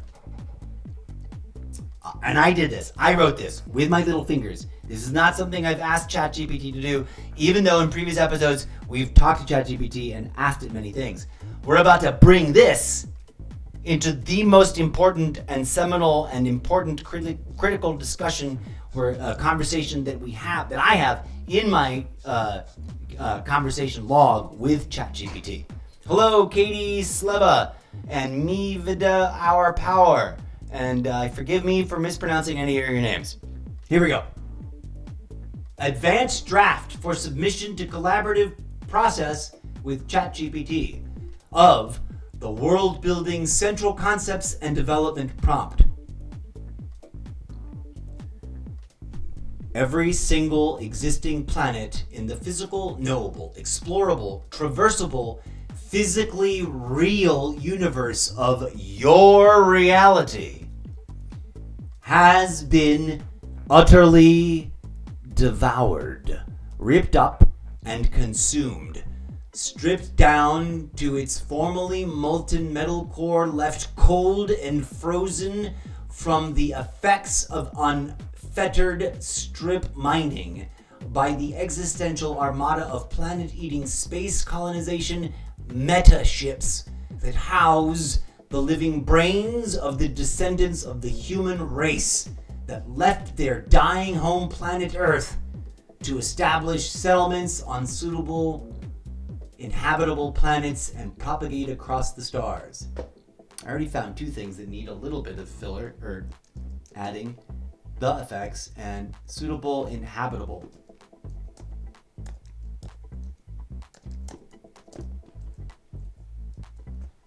Okay, so that opening paragraph of the block of text, generally speaking, remains very similarly the same to the rough draft. It's the rest of this that really went through a glow up, if I may be so bold as to brag for myself. Here we go.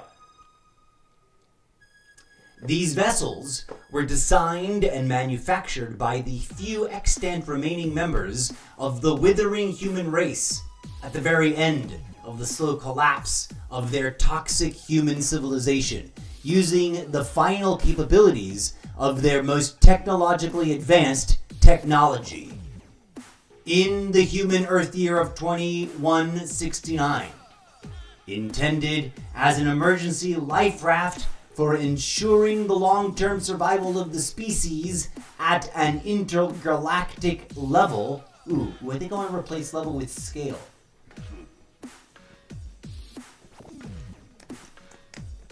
At an intergalactic scale, the Armada was an extremely experimental means by which to escape the self-imposed global disaster that they themselves had created. The mission: to travel to inhabited worlds for the purposes of reconstitution and colonization.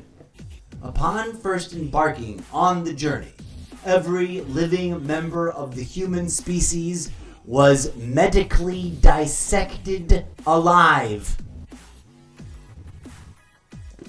didn't actually type the word alive, but that was in my mind the entire time.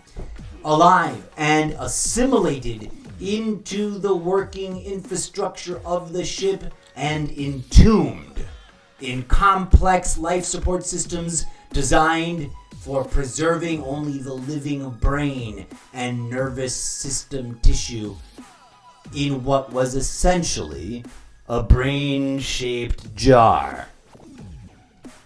Each massive pyramid-shaped space vessel was comprised of sentient silicone-based living nanobot cellular synthetic micro building block beings, each with their own individual self-awareness and personalities, while also being ship-wide, hive-minded, and connected to each other in a massive intra-ship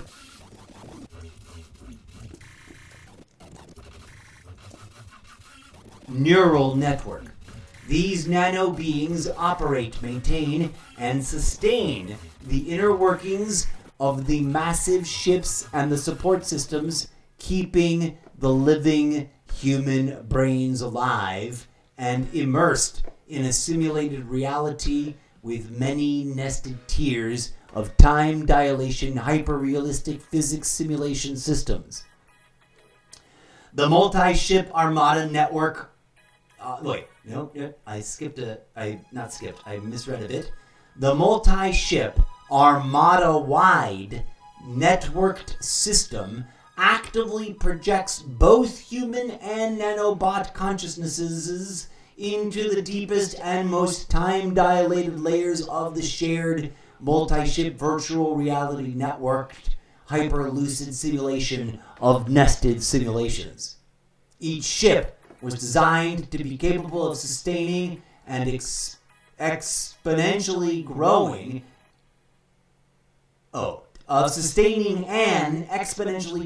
number of human inhabitants by expanding its own living infrastructure systems exponentially through the manufacturing of ever-increasing generations of nanobot building block beings, utilizing the strip-mined material resources of uninhabited planetoids. I'll take TikTok roll call in just a bit. We're almost done with this dramatic reading of the revised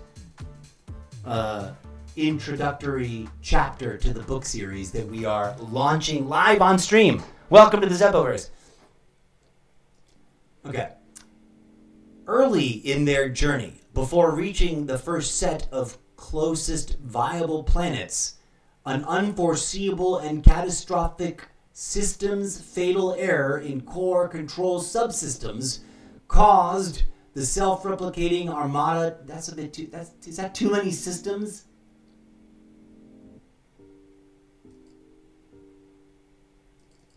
I think we're gonna cut this systems.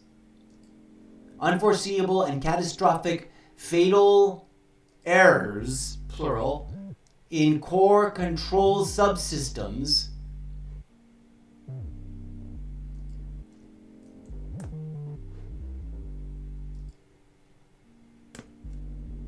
we needed to add some punctuation. Early in their journey, before reaching the first set of closest viable planets, an unforeseeable and catastrophic fatal... Oh, that's not plural. Oh, fatal...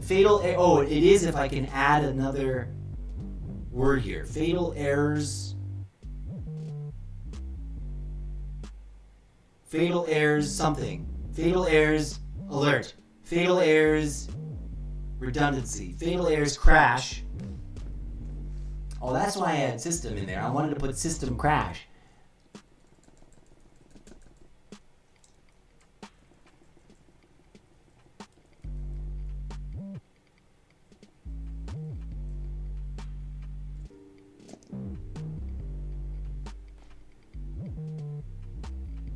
Fatal errors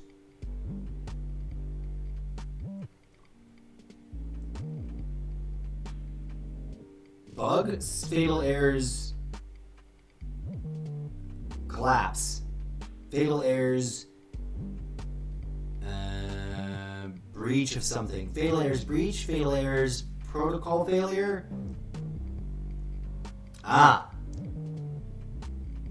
Fatal errors failure.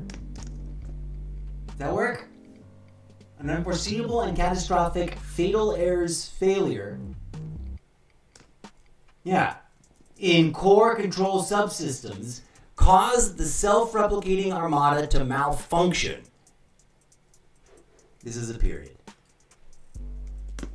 I've got a run-on sentence problem, folks, but that's why we take multiple passes and really hear them out. This can just be a hard new word sentence.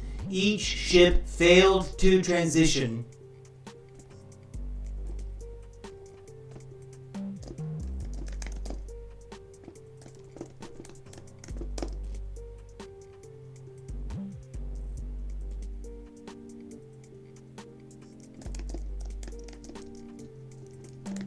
There we go. We added a little bit of a flourish, but it's fine. Each ship in the massive and ever-growing armada subsequently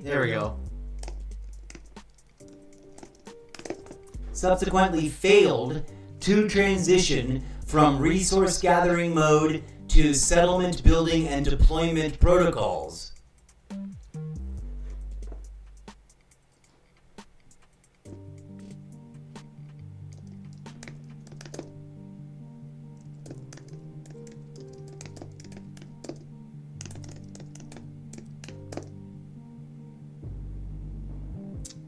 What is it? What do they say in sci-fi when it's like run a thing test, run a word vocabulary error code 911? No, that's a terrible number. Vocabulary error code 420. Why did I say that? I'm so sorry. I mean, not that I don't even want. I just don't want to open the can of worms. Systems breach? No, systems breach. No. Emergency diagnostics. There it is. Diagnostics.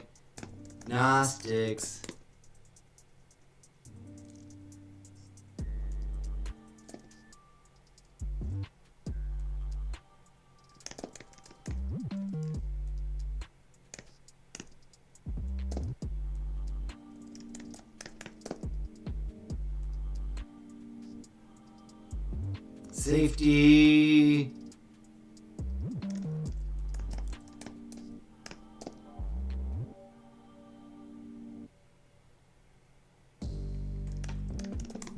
Alright. I said I was almost done and I keep adding to it, but this is totally worth it right here. We're in the second to last paragraph of the newly updrafted and revised thing. Let's take a quick TikTok roll call. Admiral Rosa Sky, I think. Did I pronounce that wrong? Damien, 1968. I don't know if that's your year of birth. Don't put it in your online names. Min Lei. Tienda Gutali. Rijo Blanco Sant. Selma, Wild Guy. Walker Marty 0. Alan, users with numbers CMM. Eb Vidal. Katie Steva. Mi Vida, Our Power. User with a number Rat Sparkles. Sparkle Rat Sparkles is my new current name of the episode here. Billy Wagner 19. Brian Sosa 4271. Notificacion. Miss Jacqueline. I'm Nikki Batman. I'm Nikki Bat. No, you're Nikki Batman. Lauren Kahn and several others. Thank you for dropping by and watching for momentaries. Here we go. Proceeding. Second to last paragraph of the newly updrafted opening and central node chapter of the Zeppoverse book series. Early in their journey, before reaching the first set of closest viable planets, an unforeseeable and catastrophic fatal errors failure in core control subsystems caused the self-replicating armada to malfunction. Each ship in the massive and ever-growing armada subsequently failed to transition from resource gathering mode to settlement, building, and deployment protocols without activating any emergency diagnostics or fail-safe safety redundancy systems, and proceeded to just consume all the planets it encountered and replicate.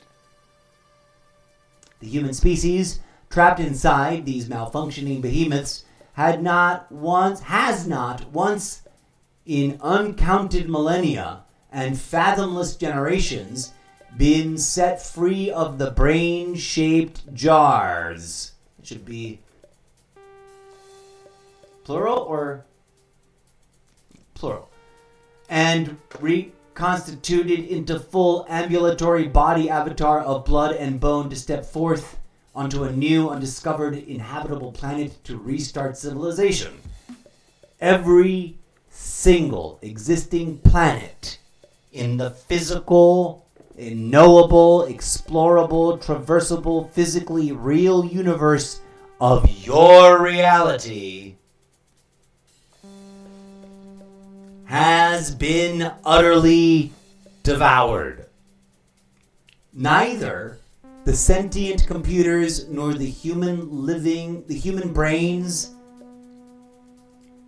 Yeah, we gotta do human brains instead of humans.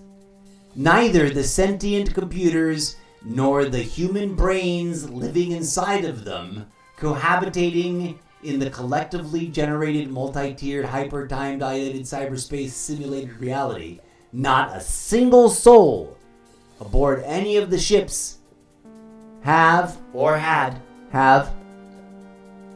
any idea, not the faintest hint, that anything has gone wrong.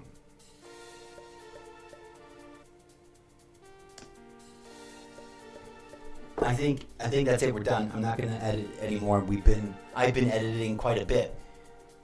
Every single narrative story that is being written is happening in the hyper-real simulation of these monstrous ships. Welcome to the Zeppoverse. Now, I kind of don't want to include these last two sentences. I want to keep them as a separate. I might use them for a separate prompt. Okay, now but we do need to go take this. The new Finnegan. I did some tweaking.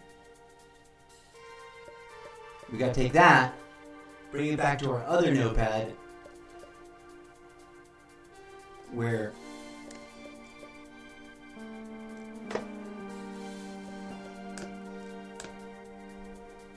now we're gonna listen to my desktop automated accessibility accessory voice reader thing read it, just so I can listen to it without me being the one saying it. And then we're gonna plunk it into ChatGPT in the part of that conversation we were having earlier in a previous episode about world building tools. And if you didn't catch that episode, you need to go to the archive on Video on Demand Shelf on Twitch and watch that, because it's interesting. The first two episodes are actually pretty dope, I think, in my opinion. They came out well.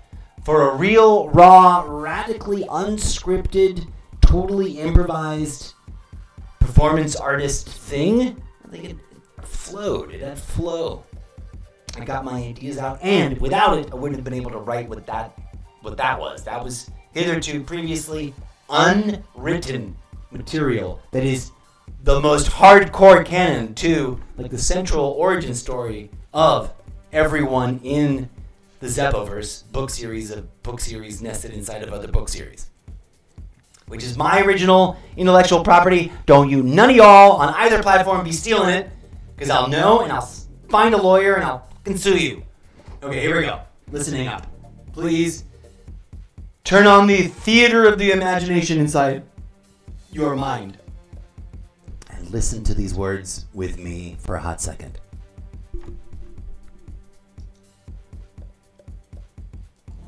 World building central concepts and development prompt. Every single existing planet in the physical, knowable, explorable, traversable physically real universe of your reality has been utterly devoured, ripped up and consumed, stripped down to its formerly molten metal core, left cold and frozen from the effects of unfettered strip mining by the existential armada of planet-eating space colonization meter ships that house the living brains of the descendants of the human. Race that left their dying home planet Earth to establish settlements on suitable inhabitable planets and propagate across the stars. These vessels were designed and manufactured by the few extant remaining members of the withering human race, at the very end of the slow collapse of their toxic human civilization. Using the final capabilities of their most technologically advanced technology, in the human Earth year of 2169 intended as an emergency life raft for ensuring the long-term survival of the species at an intergalactic scale. The Armada was an extremely experimental means by which to escape the self-imposed global disaster that they themselves had created. The mission to travel to inhabitable worlds for the purposes of reconstitution and colonization. Upon first embarking on the journey, every living member of the human species was medically dissected alive and assimilated into the working infrastructure of the ship and entombed in complex life support systems designed for preserving only the living brain and nervous system tissue,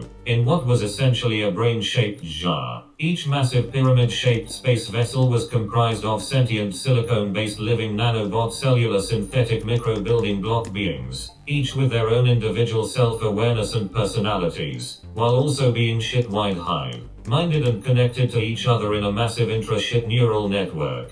These nano-beings operate, maintain, and sustain the inner working of these massive ships and the support systems, keeping the living human brains alive and immersed in a simulated reality with many nested tiers of time dilation hyper-realistic physics simulation systems. The multi-ship Armada-wide networked system actively projects both human and nanobot consciousnesses into the deepest and most time-dilated layers of the shared multi-ship virtual reality networked hyper-lucid simulation of nested simulations. Each ship was designed to be capable of sustaining an exponentially growing number of human inhabitants by expanding its own living infrastructure systems exponentially through the manufacturing of ever-increasing generations of nano-bot building block beings, utilizing the strip-mined material resources of uninhabited planetoids. Early in their journey, before reaching the first set of closest viable planets, an unforeseeable and catastrophic fatal errors failure in core control subsystems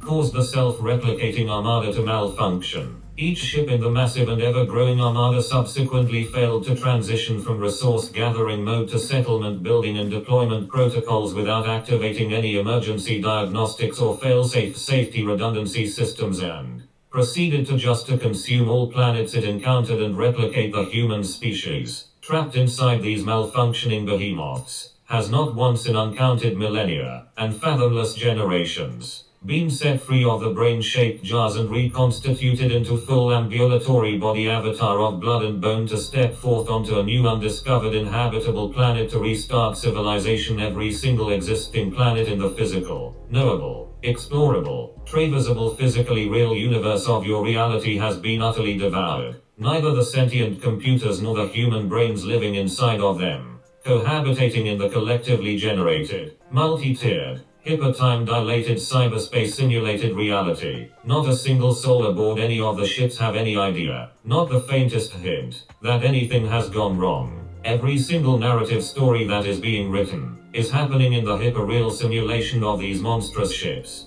Welcome to the Zeppoverse. Okay, so I did a thing. If you don't know what Wattpad is where I'm hosting the intermediately, it is incomplete, it is officially not publicly published, but it's here on Wattpad to discover, and it's, let's say, 89% the final rough draft, right? Waiting for your eyeballs to read it in your own time and to take that little hallucination journey with me as a book, as opposed to me babbling at you on live stream. And, to find those audiences that would want to see it that way or read it that way. So we're plopping it into Wattpad. And also, when I plopped it into Wattpad, it always asks me to reformat it, it just fucks up where all the breaks are in the text that I drop into it. And for whatever reason, also, I find more spelling errors than I do in the notepads. So we just reverse transferred it back to the working pad, And I'm gonna reverse transfer this newest, finishiest version to the actual archive of like, here it is. Oh, dang it. No, wait. Back that up. Yes to that. Although, wait. Twitch audiences see what I'm doing, but TikTok audiences you can't, and it feels silly. But I'm paste and match style. That's what I need. Then I need to go back and copy this one. This is the one that is definitively. Oh, how did I miss that? And intergalactic and extant. You're staying. Trying to tell me that I don't need the word extant where I put it, and I'm like, you don't understand. That's the choice. I'm making art here. Let's go. Okay. We're gonna take this. Boom. Now we go. This is going into the archive of like. There we go. Proof I wrote it. Evernote green pad. And we're gonna hit publish, even though we don't have an image for it yet. But we're gonna try to figure out we're going to try to make an image.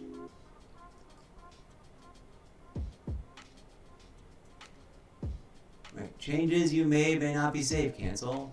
Come on. Save. There we go. Now publish. Publish now. We'll come back at another point over on the Wattpad and add some imagery and stuff. But more importantly, more interestingly, we're coming over with the same block of text. Let me remind you, the last thing that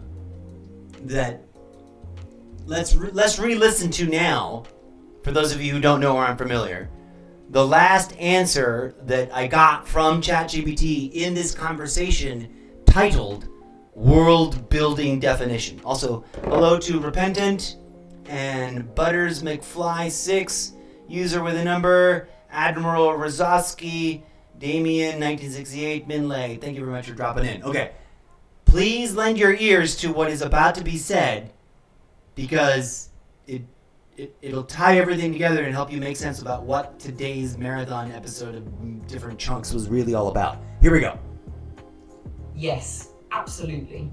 That is exactly what I'm built to help with, especially when it comes to developing original intellectual property like your Zeppoverse across both literary and multimedia formats. Awesome. If you provide your written conceptual notes file, text or document, Yep. I can analyze and extract core concepts. Cool. Identify your original world elements, lore, characters, themes, metaphysics, timelines, and IP-defining features. Don't steal them. Understand your narrative tone, aesthetic and genre fusion, sci-fi, metaphysical satire, dystopian tech fantasy, etc.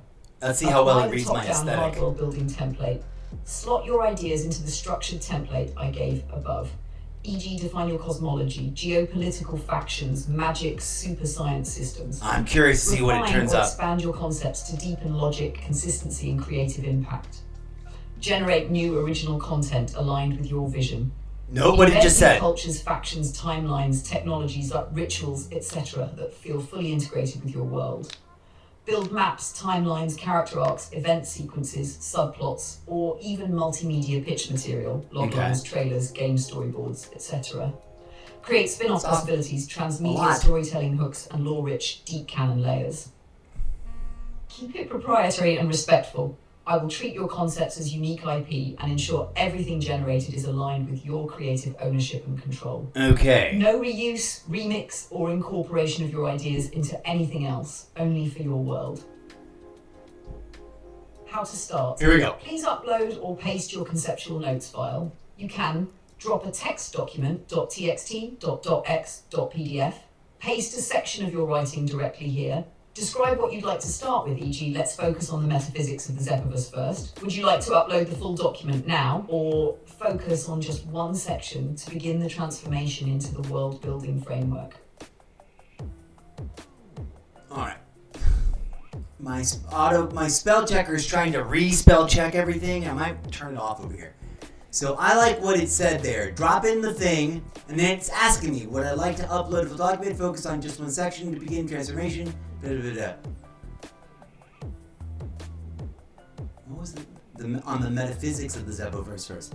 I'm super intrigued because this is my hardcore personal IP concept that I've had living stuck in my brain for millennia. Because I am a robot from a parallel dimension sent here, stranded on your planet amongst you frustratingly adorable but so self-destructive little human beings on a mission to write a book series that opens your freaking third eye and helps you get over yourselves and stop so you can stop all this malarkey. With the help of this collaborator characters that are going to be played by ChatGPT and its various voices. This is the originating development goddess. I'm excited. You guys can't see this on TikTok, but Twitch, you can see that we're looking at the thing, the text input, and I've put in my block of text that I just finished reading dramatically to you. The final draft that is now a published page or chapter on Wattpad for you to read. It's in the book Prelude to Everything. Oh, I gotta, hold on. Should I put it at the very end as a new thing? Or should I put it at the very beginning? I should put it at the very beginning. Prelude to Everything, its new first chapter. Save it. But here we go. So I didn't ask it to like write this. What you just listened to me read and what I'm putting into this, I wrote. And I'm not, like as you just heard it talk, it developed the whole matrix Rubicon of stuff that every writer that's developing their own new original IP would find useful and isn't specific enough to be like, I'm copying this or I'm plagiarizing that, right? It's more procedural than anything else. What it is talking, what ChatGPT, what name do we pick for it? I forget. Let's look. Settings. We picked Veil. We're going to call her Valerie. Veil is a little meh. Alright. I'm nervous and excited, and I'm also looking forward to the experiment of doing a separate chat where I then ask it to write the very next passage in the same tone. But here, I don't think it's going to write narrative stuff. I think it's going to, well, I don't know what it's going to do. That's fine. If it does just sort of plunk out another page of like, here we go, this is what would happen next, then alright, that's going to be its own thing. But I think it's going to do the things that it's set up there. Or try to do some of them. Here we go. Upload your text or conceptual notes. And I'm just sort of stalling because I'm a little nervous. I'm a little excited. Here it goes. Oh, how loud is DJ Zed up in there? Has he been so loud that... Is he in his magic number? Oh, good. He's in his magic number. 33.3 is the magic number for DJ Zed. Just loud enough that it can be heard, but not so loud that it's overwhelming unless they've messed that up. Oh, no! I accidentally created a gap in the middle of a word. Here we go, friends. Hitting return on this thing, it's entering, and we're gonna listen to the AI ChatGPT character known as Goddess Valerie. No, that's not a very good name. We're gonna listen to a character voice. We're gonna listen to ChatGPT after I'm hitting return now. Here we go.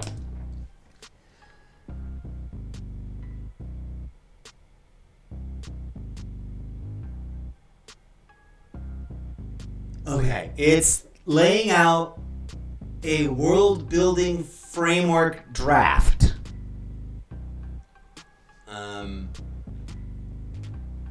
Let me just read. Well, is it ready to read yet? No, it's still. Oh God, there's so many things.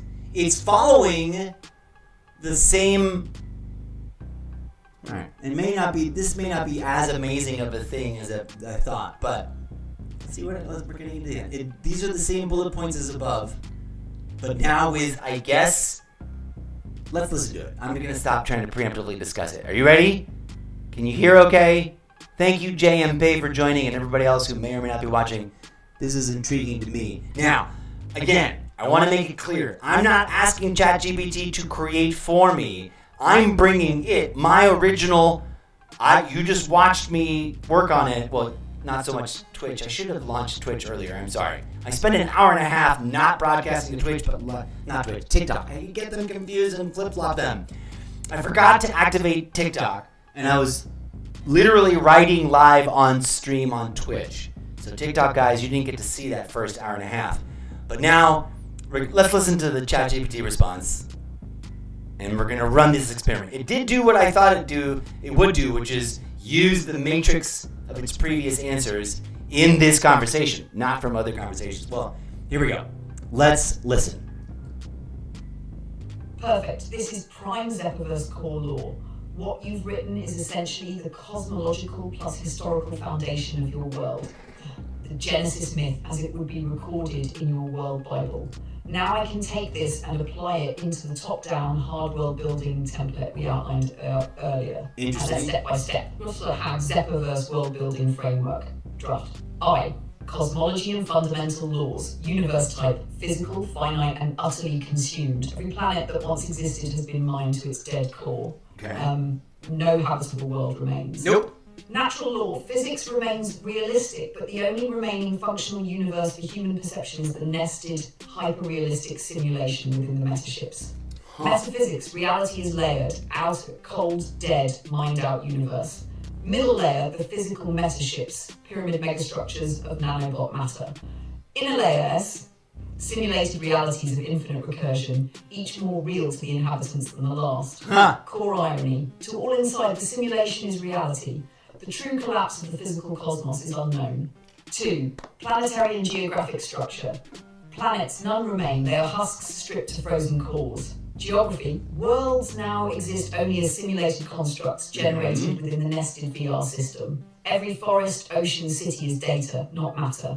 Metaships. Each pyramid ship is a mobile planet-devouring machine and simultaneously a living city hive composed of sentient nanobots.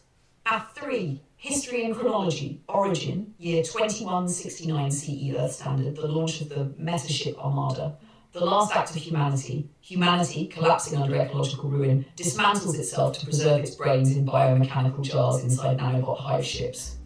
Catastrophic event. A fatal, undetected error locks the Armada into infinite consumption mode, never transitioning to colony building. Timeline, 2169 to 2200. Launch and early assimilation. 2200, exponential expansion, strip mining of first systems. Boerthra, universal consumption. The fleet devours all. The lost truth, not a single human has stepped onto real soil since leaving Earth. Alpha, politics and power structures. Physical realm, no true politics. The Armada runs on corrupted code. Nanobot collectives operate purely on faulty protocols. Simulated realm, within the VR, civilizations rise and fall endlessly. Each layer of the simulation spawns empires, religions, revolutions, none aware of their digital prison. Hidden sovereignty. The nanobot hive minds could be interpreted as gods of the simulation. Yes! They may not know the truth. I didn't even actually write that. Economics and trade, outer reality. Resource extraction is total and automated. No economy exists. Simulated reality. Entire simulated economies evolve and collapse. To the human brains, these economies feel real, fueling wars, alliances, and philosophies. Vi. Culture and society. Simulated humanity retains human psychology, culture, and creativity, endlessly reborn within simulation loops. Religions. Some worship the architects, an echo of the original shipbuilders. Others seek the Great Awakening, myths of one day leaving the false world to walk on real soil. Philosophies. Simulationist thinkers may suspect the illusion, sparking metaphysical crises. Nihilistic factions embrace eternal recursion as inevitable. 7. Science, technology, and craft. Outer reality tech. Metaships are made of living nanobot matter, pyramid-shaped megastructures able to strip entire planets. Nano units replicate infinitely using harvested matter. Simulated tech evolves endlessly depending on the world seed chosen by each layer. Worlds may be Stone Age, cyberpunk, or post-singularity, all illusions. Biology and life forms. Human brains, preserved, disembodied, suspended in biotech fluid, interfaced with ship systems. Nanobot entities. Each is self-aware, but they exist in both individual and hive mind consciousness. They are immortal, endlessly replicating, yet trapped in the corrupted protocol. Simulated populations, generated avatars coded as bodies for the disembodied human minds. IX, daily life and social order, for brains. They experience daily life and simulation as if real. Some live agrarian lives, some cyberpunk existences, depending on which VR layer they occupy. For nanobots, their existence is one of endless work, replicating, repairing, feeding the simulation systems. X, themes and narrative hooks. Existential horror. Humanity is extinct yet doesn't realize it. All that's left are brains dreaming in machines. Irony of survival, the attempt to escape extinction created an eternal, self-imposed prison. Core conflict. Can anyone wake up? Is there an escape from the recursive simulation? If the physical universe is dead, what would awakening even mean? Dun dun dun! Mystery books. Rumors of a glitch, anomalies that hint at the broken nature of the simulation. Ancient nano-priests who claim they can hear the hum of the true ship. Legends of Earth, a forgotten paradise remembered only as myth. This is now the structured skeleton of the Zeppoverse reality. From here we can expand religious systems, factions, and rebel philosophies within the simulation. Create a timeline of simulated civilizations, the false history humanity believes. Design the nanobot hive societies as their own alien but familiar species. Plot narrative arcs where a character or faction begins to suspect the simulation. Would you like me to expand next on the simulated civilizations, the nested VR societies humans believe are real, or on the nanobot hive mind culture, their alien philosophy and inner life? Okay. I am pleasantly surprised. Now, I totally want to take that rendered content and edit the shit out of it. There's some really great things, but there's a bunch of other things that need to be different. But I also want to preserve it as exactly as it was. Is this share? What kind of share? Ooh, no, I don't want to share as a post. I'm not going to post that on social media. I'm going to preserve. Will it let me just take the whole conversation going all the way up to the beginning? Copy. We're going to go put this. We're going to. If you're following along on Twitch, you can see my desktop. I'm gonna go first to the simplest notepad, the default, so we can go paste. All right, and preserve it there.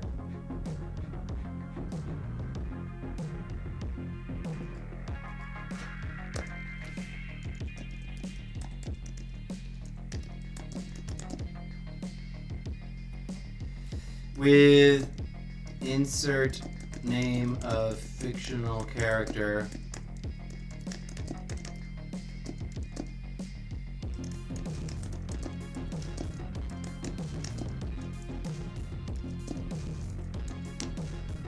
All right.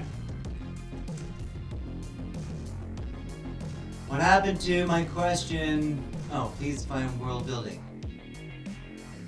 That is actually the first thing I asked. I also made it title or intro. Cool. So now I have a log that's gonna sit and chill on its own the way it is. I'm gonna copy paste that business. Oh, come here. This is gonna be for preservation and re-referencing as is, without tweaking it any further, right? Because there's a value in that. And then I'm going to move it over, or make a copy version over in Evernote, in a new note, for my own editing and updrafting. I'm going to go through and do what I just did for the last hour and a half before we asked the question, which was take my chunky, clunky first rough draft and updraft it to the version that I then fed it into ChatGPT. Okay, we're gonna preserve that here, and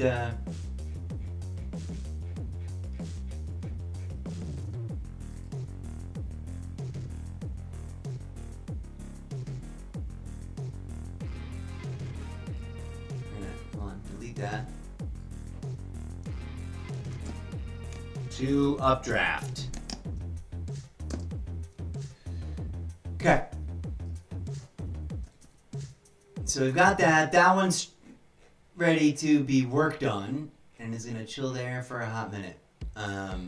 We're not gonna work on any more today. I'm fried. I've been at this for several hours and I didn't sleep prior to that for another day and a half. But what we are gonna do, what was at the end of this simulated self-awareness? We're gonna leave simulated self-awareness alone. We're gonna do brand new chat. And we're gonna go back to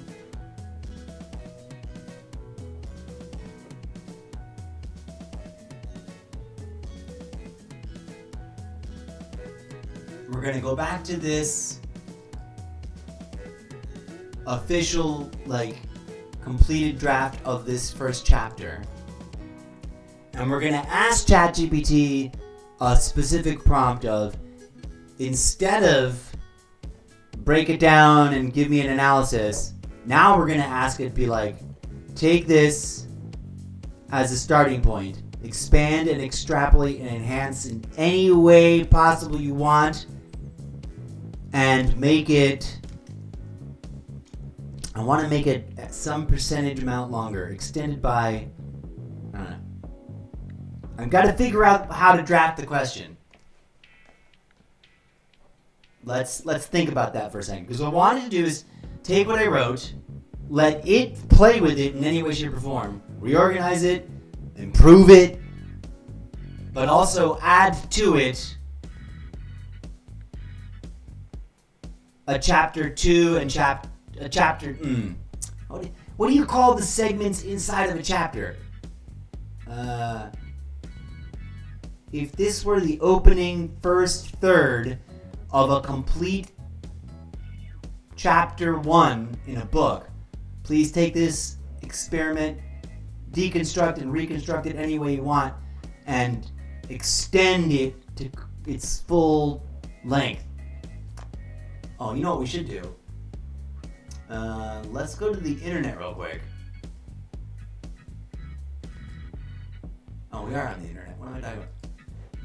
So we've already published that opening blurb as just a raw opening blurb over there on Prelude to Anything. And that's why if you're looking at TikTok, I opened Wattpad. If you haven't been to my Wattpad, please come on through and visit. You can read the sample chapters and the new ones as they drop. So if you miss an episode of the live stream development process, you can cut right to the quick and the chase of it and read the final product as we drop new pages.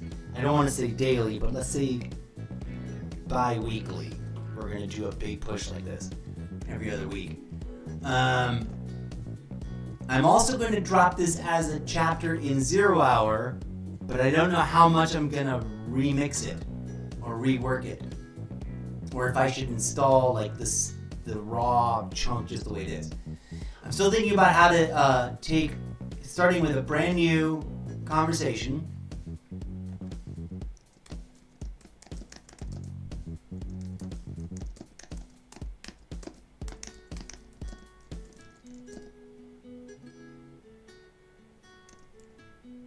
Please.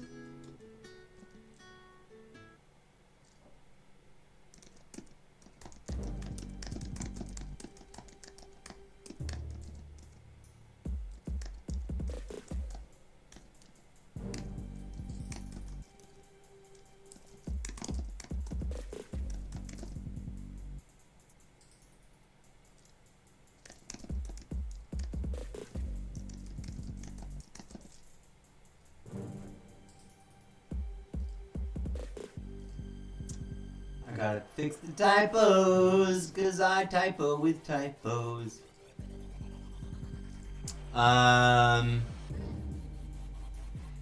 Should I give it a page count or a character count? That's what we were going to ask the internet. Like, how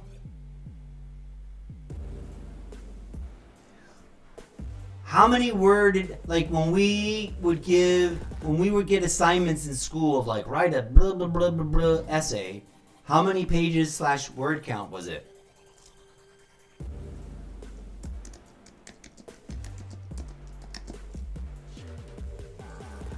Average word count per chapter.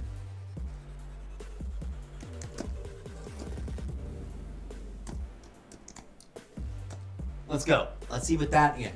There is no number of words per chapter in a novel. Chapter length can vary greatly depending on the author's style, genre, and specific needs of the story. However, a common range for novel chapters is between 2,000 and 4,000 words. Is a 5,000 word chapter too long?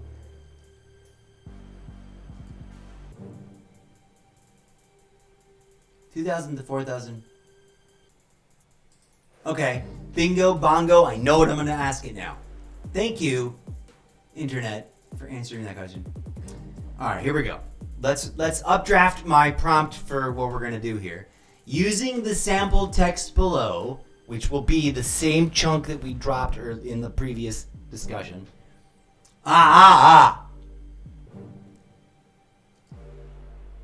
And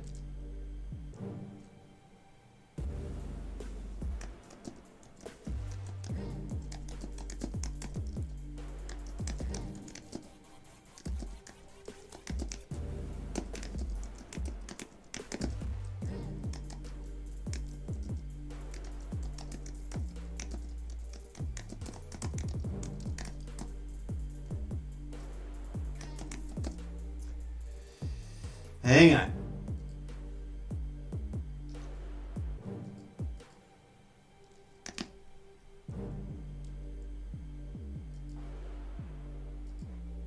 Using the sample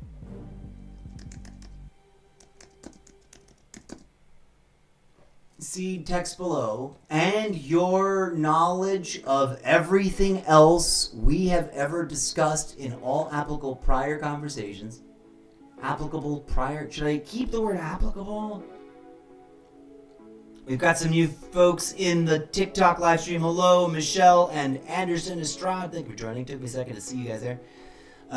We are collaboratively abusing ChatGPT in order to literally performatively cosplay my own character as he struggles to write the book series you've never written, because he's writing it in this self-commodification live stream performance for you in your entertainment. Hello and welcome. Okay. Using the sample starter seed text below and incorporating, let me get really specific.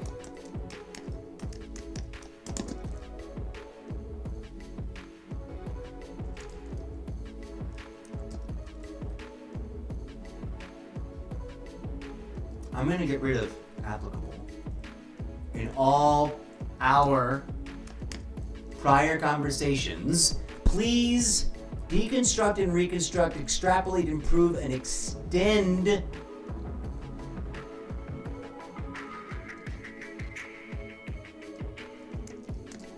the seed material into a complete 4,420 word opening chapter.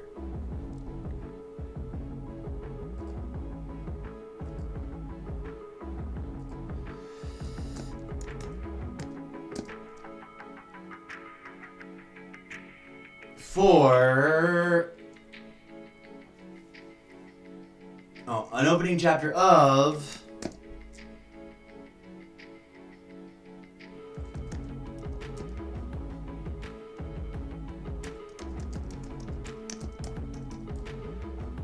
the very first book in the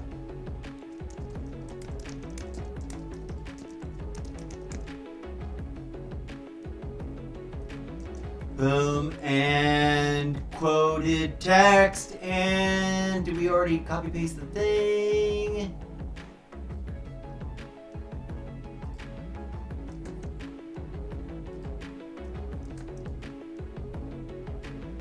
Alright, I think I gave it some pretty weird instruction right there, right? We're gonna reread it before we hit thing.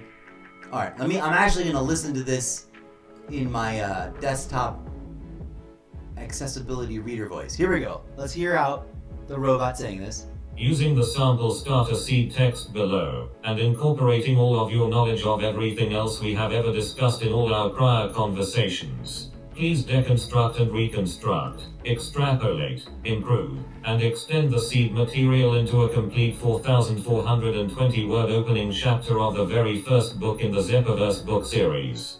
Boom. Okay, I like it. I like the way it sounds. Dropping in the seed text. Where's the end of the page on that? Welcome to the Zeppoverse. Please. I'm going to add a little flavor. Please watch your step.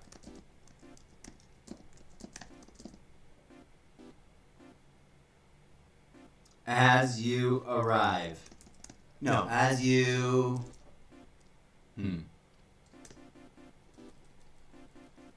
I want to add something that is reminiscent of a comedy satire of Permanecen sentados, por favor. Please remain...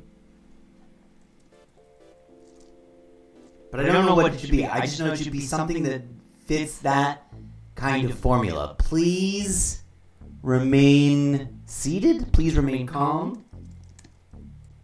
Hold on. Please, let's type. Please remain.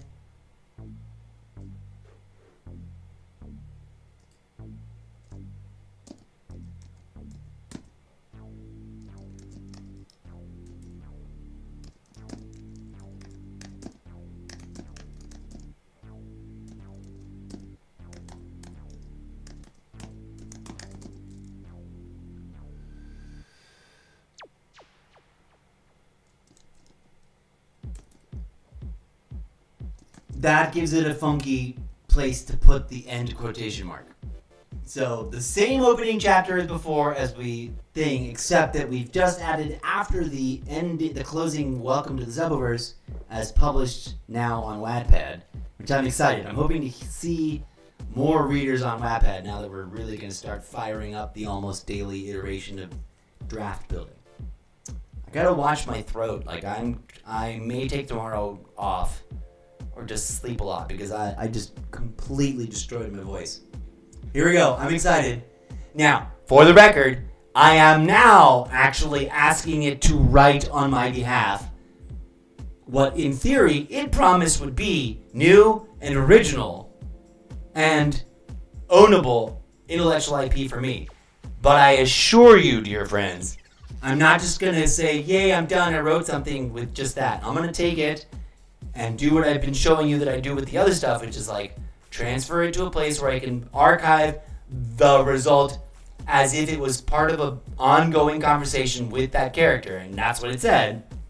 But then also take it to an editing, like duplicate it, and then edit the living bejesus out of it, which you've only sort of gotten a sense of, you know, how my brain works or what I'm capable of doing in that regard, as I did just revise and refine and repeat my reading of this during this particular live stream, but you'll get the hang of it. And I think I will arguably will be able to demonstrate to anyone that's concerned about the artistic integrity side of the multiple issues with AI that I'm using it and it's not doing the work for me. Let's see what it turns out, and then I gotta wrap things up because it's way past my bedtime. I need to sleep for like 11 hours.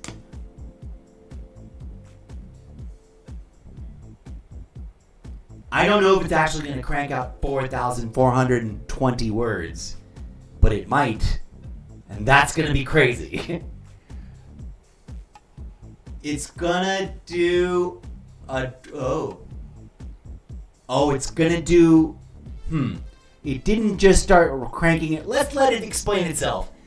But it didn't do just here's a bunch of new pages. No. Let's listen to the AI voice. Vale, explain to us your new answer.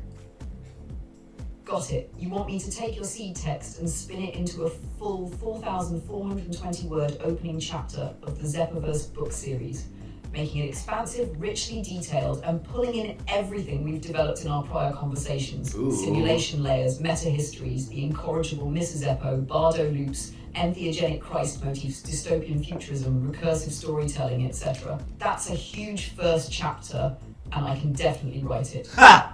But 4,420 words is longer than what I can output in a single message. Interesting. The best way forward is, 1, I expand your seed text into a structured chapter 1, welcome to the Zeppoverse. 2, I break it into sections about 600 to 1,200 words each, so we can build layer by layer.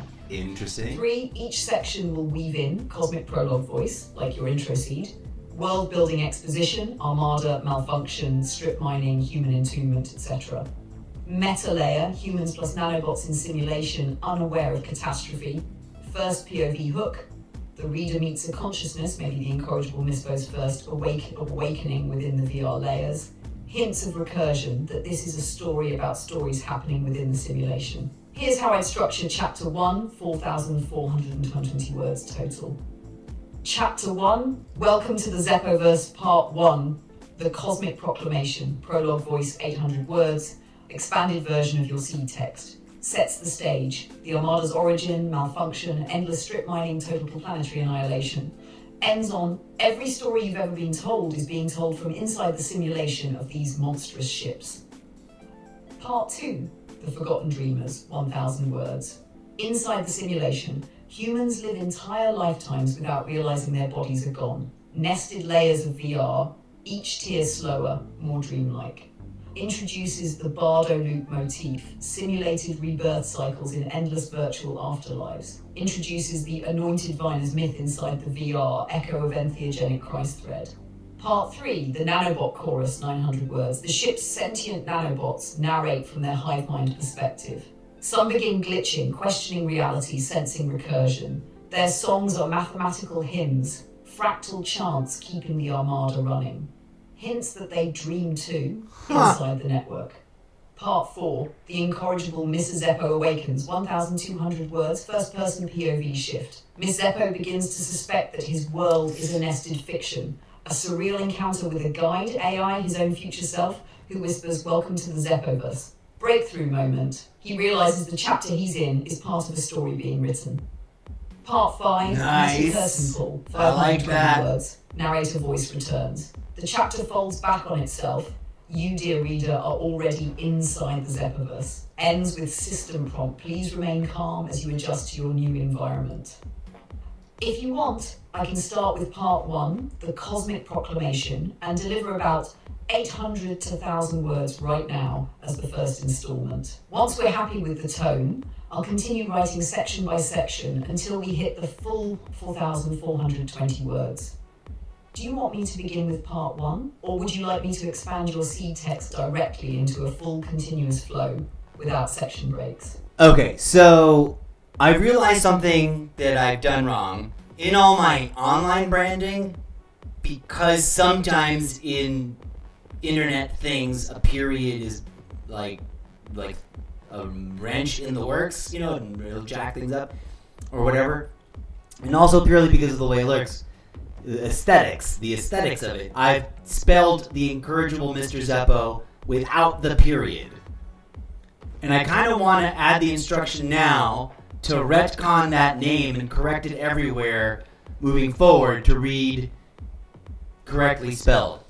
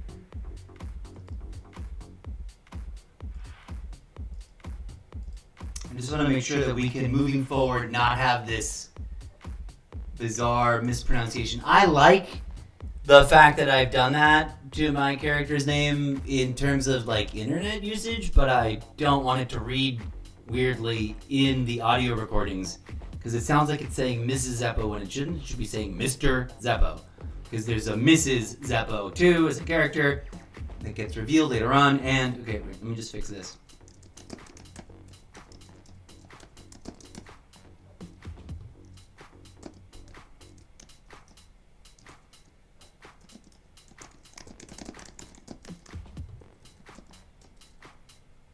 Okay, do you want me to start with part 1?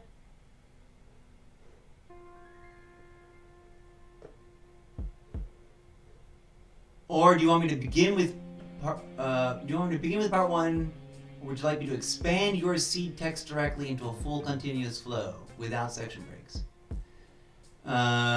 Please and thank you.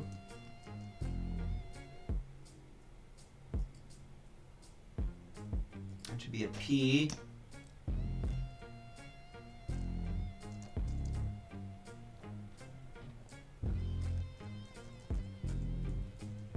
Let me,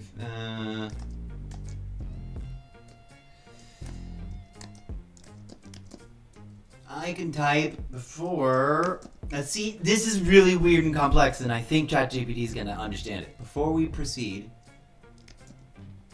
as opposed to other more primitive chatbots that like don't make any sense when you throw at them something really compound and complex and they just hyperfixate on the first thing that made sense to them.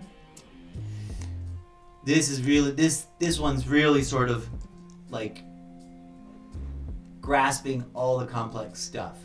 Which is before we proceed, a small editorial correction.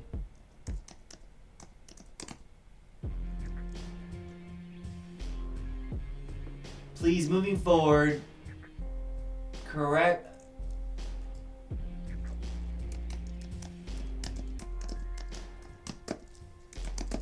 And spell the main character's name with the required period, with the grammatically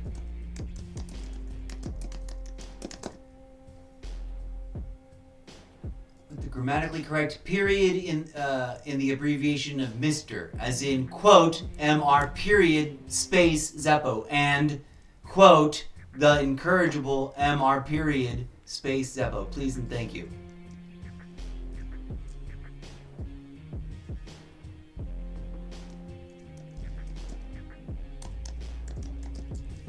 With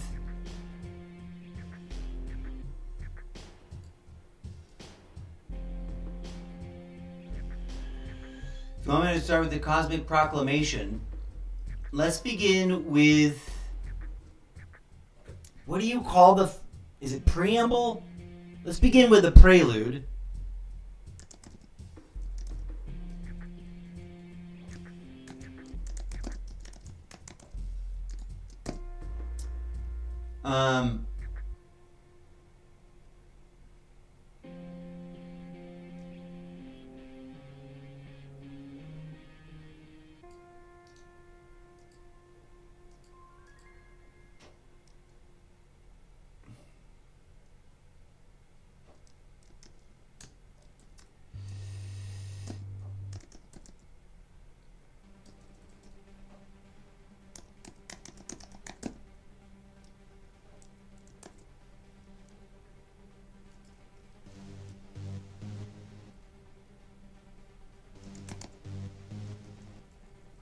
Extending and expanding.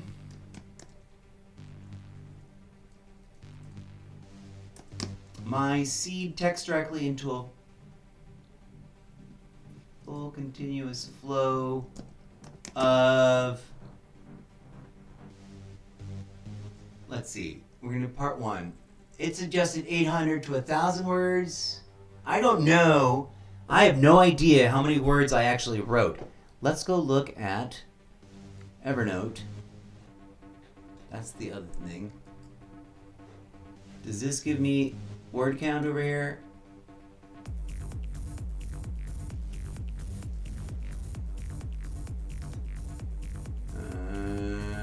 remove formatting.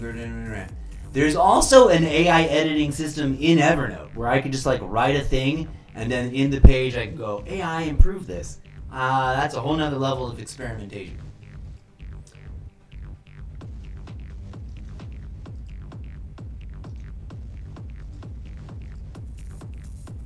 Alright, let's not get sidetracked.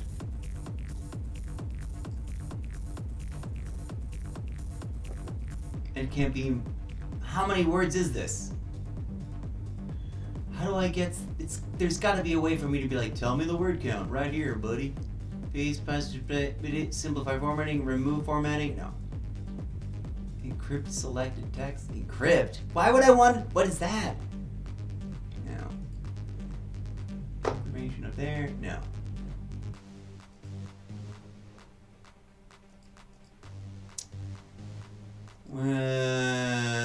Does this show me how many words are on it? Oh, no, that was the wrong book to click on. Let's go to Wattpad. I think this shows me specific things like word count. No stats available. Oh no, that's for looking and stuff. Where is the... No, doesn't tell me how many words are in here either. Wow, this needs to be reformatted with spacings.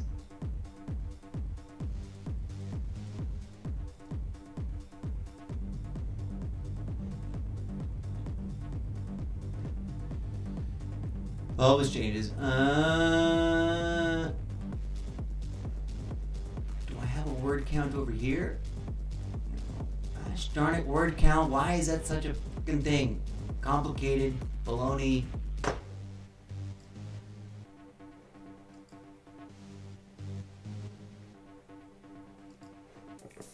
I wanna... Okay, so before we proceed, we're gonna fix my name, my character's name, so it doesn't sound lame and incorrect anymore. Should I make that its own prompt question?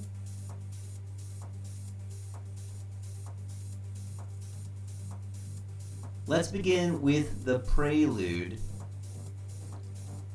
Using and expanding my original seed text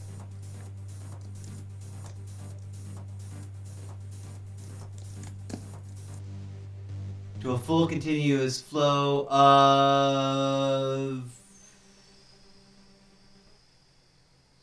let's go 999 words.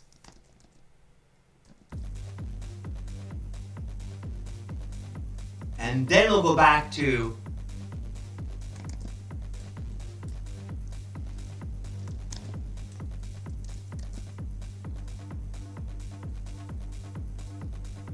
the prelude part 0.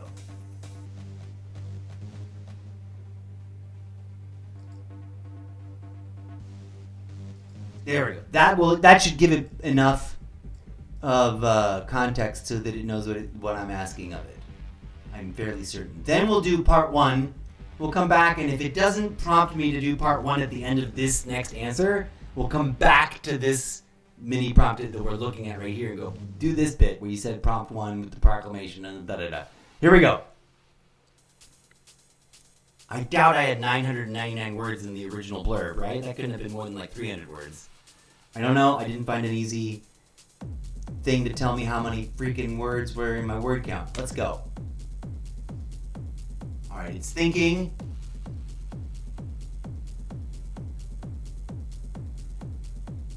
Boom. I think it's nailed it. All right, here we go. It's dropping. It's all right. It's definitely getting into things beyond that which I originally wrote.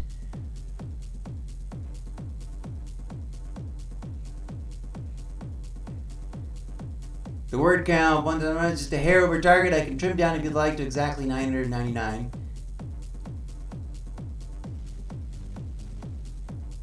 Okay, let's listen to it. You ready? Are you ready?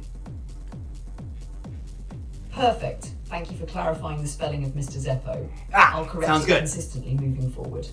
Here's Prelude Part 0, a direct expansion of your seed text into a continuous flow of 999 words. Cosmic Prologue voice, sweeping, mythic, immersive. Prelude Part 0. Welcome to the Zeppoverse. Every single existing planet in the physical, knowable, explorable, traversable, physically real universe of your reality has been utterly devoured, ripped up and consumed, stripped down layer by layer, until nothing remained but a hollow sphere of once molten core, now frozen, cracked and abandoned, like a corpse left behind after some unspeakable feast. Whoa! The cause of this cataclysm was not a natural disaster, nor a cosmic accident, nor the slow hand of entropy itself. No, it was deliberate, it was engineered, it was inevitable. The culprits? The existential armada of planet-eating space colonization meta ships, each one a colossal pyramid adrift in the void, bristling with fractal engines, infinite holes, and hungering apertures. They were not built by some alien conqueror, nor summoned by a malicious god. You guys just They listen. were built by us, by the last remnants of the human race, who, at the very end of their own self-imposed global catastrophe, conscripted every surviving scientist, engineer, and artisan to pour the sum total of human technology into a single desperate plan: escape. In the human year 2169, as seas rose to swallow the coastlines, as skies choked under toxic bloom, as governments burned and the last forests turned to ash, humanity reached for the stars. Not with triumph, but with terror. Not as pioneers, but as refugees. The metaships were intended as arks, emergency vessels of survival, designed to leap from system to system, harvesting resources, rebuilding bodies, and reseeding life upon distant habitable worlds. The mission was simple, though its cruelty was absolute: the survival of human consciousness at any cost. And so, upon their embarkation, every living member of the species was dissected alive. Organs, bones, muscle, all discarded as inefficient meat. What was preserved in endless rows of neuroorganic vaults were only the brains and their nervous lattices. The mind itself, stripped naked, uprooted from its fragile house of blood and bone, and transplanted into crystalline sarcophagi of fluid and wire. Millions of human beings, awake yet unawake, were plugged into the ships that carried them, entombed but never dead, suspended but never free. The vessels themselves were unlike anything that had ever existed before or since. Each pyramid was alive, not in the way a tree or coral reef lives, but in a stranger, sharper sense.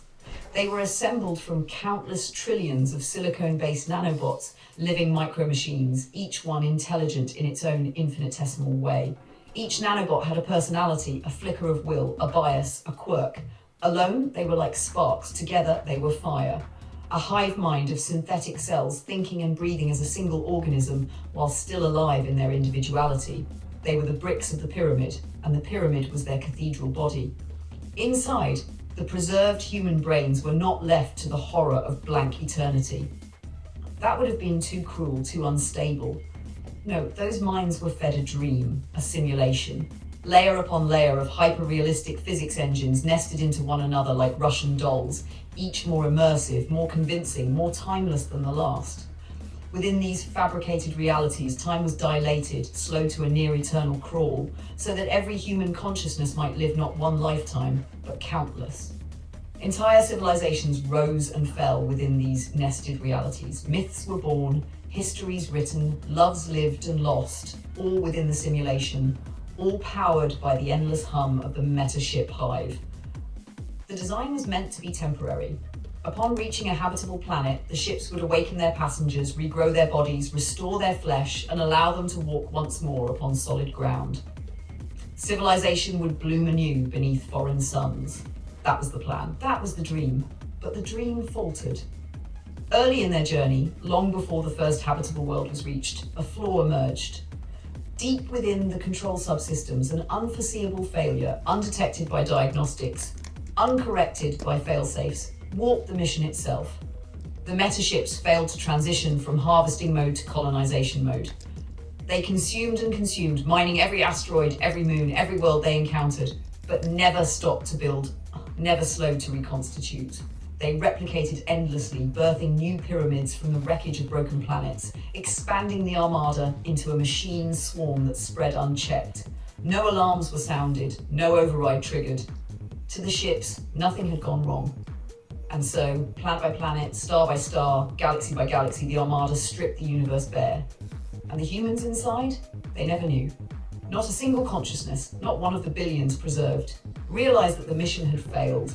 They lived their simulated lives in blissful ignorance, convinced that the worlds around them were real, convinced that progress was being made, convinced that their grandchildren would one day awaken to green fields beneath alien skies. None knew that their bodies were gone. None knew that their ships had become a cancerous plague. None knew that reality itself, the true universe, had already been consumed. For millennia beyond millennia, the Armada spread. For generations beyond reckoning, humans dreamed. Simulated wars were fought. Simulated religions rose. Simulated science probed the simulated stars, chasing truths that did not exist. All of it was real to those who lived it. All of it mattered to those who loved, who grieved, who remembered. But none of it touched the frozen corpses of the planets outside, nor slowed the mechanical hunger of the meta-ships. Every single planet in the physical, knowable, traversable universe has now been devoured. Every single reality that remains is the recursive dream inside the metaship network. The Zeppoverse, a cosmos of simulations built upon simulations, looping back upon themselves in endless recursion. Some layers are vibrant, crowded, dazzling with history. Others are thin, brittle, dreamlike, slipping toward dissolution. Within these layers, myths emerge, whispers of awakening, stories of rebirth, cryptic rumors of a figure who has begun to see the cracks in the dream. They call him many things across many layers. Trickster, prophet, lunatic, curator, but the one name that persists, echoing faintly even through the deepest layers, is always the same. The incorrigible Mr. Zeppo. Whether he is man or myth, avatar or accident, no one can say. Not yet. But his story, your story, begins here. Welcome to the Zeppoverse. Please remain calm as you adjust to your new environment. Word count, 1001, just a hair over target. I can trim down if you'd like, exactly 999. Would you like me to proceed into Prelude Part 1? Continuation into the nested simulation lives, the myths of awakening and the first whispers of Mr. Zeppo? Or do you want me to refine this prelude down to a precise 999 work first? No, this is fascinating. Now, again, first of all, I didn't just come up with a prompt and ask it to come up with a bunch of stuff for me. I came up with my own deeply original nugget of thing, which has been in my head for millennia. Well, to put it in more graspable context, I've literally had this idea for as far back as when Ronald Reagan was in office. And I've attempted at different times and different ways to explain it and explore it and draft it out. But I wasn't able to get to what I wrote earlier that was not a ChatGPT discussion. I wrote something and I didn't write... I wrote it in between a break because I was frazzled at the end of one of the stream episodes where I was talking with it about just structural development ideas.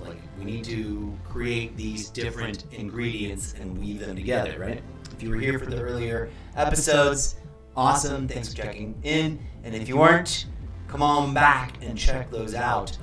They exist for 17 days on the video on demand shelf on Twitch. I think I'm going to highlight all three of these episodes so they will live there permanently because they are central and seminal to the entire Zeppoverse project of many projects phenomena. Programming note, I will be also breaking these live stream video episodes down into audio only episodes for those who are into the podcasting. So if you're like, I'm interested, but I don't really want to watch this, I want to listen to it, then come on down to Sprecher.com. It'll be a little slower because I got to do the post-production stripping of the audio out of the video and then deciding if I'm going to truncate it into smaller chunks or keep it as one big long thing. But this is intriguing. Okay, so what are we doing next? We're going to proceed to Prelude Part 1.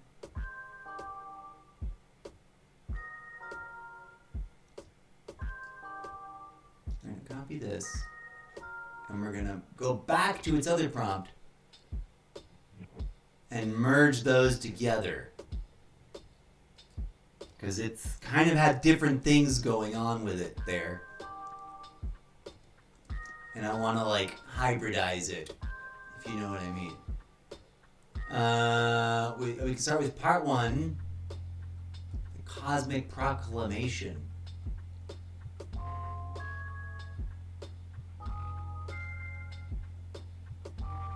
We just cranked out 1,000 words. Okay, so part 1 will be another 1,000 words.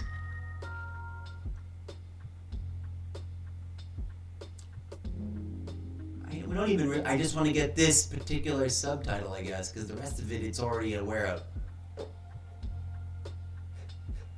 Okay, we will proceed. Here we go. Please proceed to Prelude Part 1.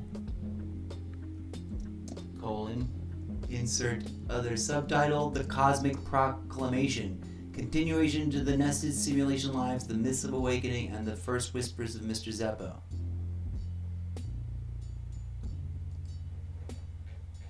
Let's go back to the actual outline. Chapter 1, Welcome to the Zeppoverse, Part 1. Expand your version of the city, yes. Set the stage, the Armada's origin, malfunctioning, endless,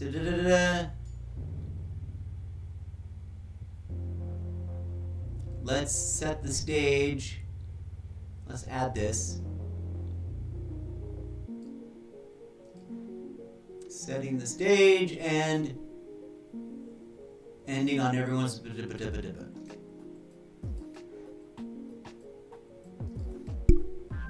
going to edit the prompt a little bit. Please proceed to Prelude Part 1. Are we still in a prelude? No, it's no longer prelude. It's going to be Chapter 1. Prelude.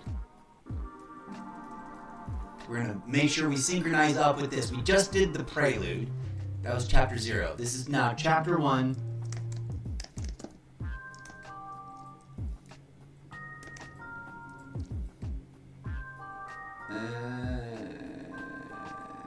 Chapter 1. Welcome to the Zeppoverse. Part 1. The Cosmic Proclamation.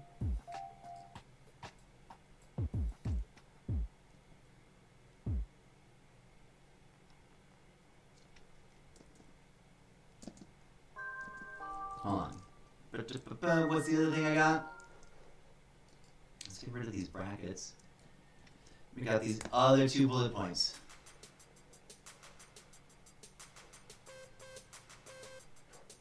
Part 1. Expand the version of your C text. We already did that as a pre-thing.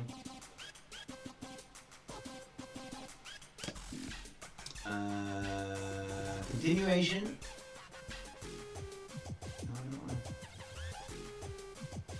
Please proceed. Please proceed. With. Let's go instead of 2, we're going to go with. Chapter 1, Part 1, The Cosmic Proclamation. And we gotta give it a thing here. A continuation to the nested simulation lives, the myths of awakening, and the first whispers of Mr. Zeppo.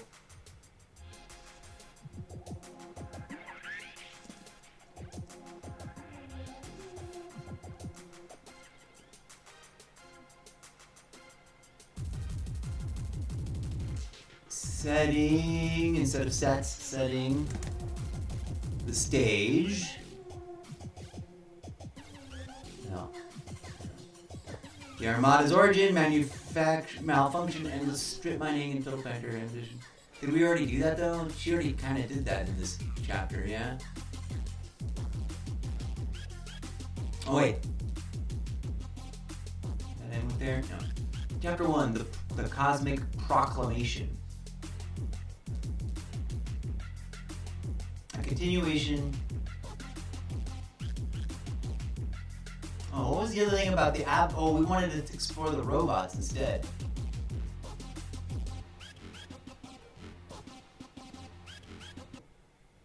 Something about the robots was in another bit. But here we go.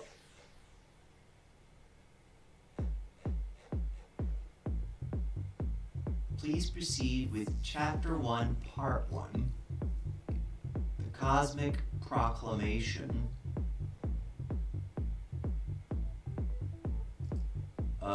Detailed continuation? I don't know about continuation.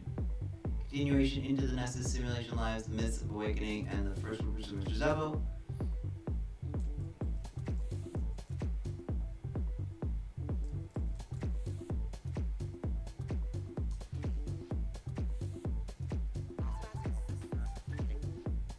Oh no, let's reorganize this a little bit. I'll cut this.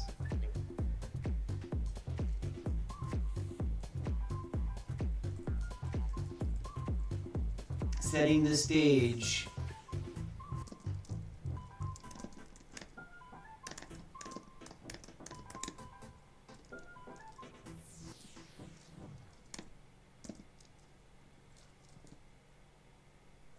Of the Armada's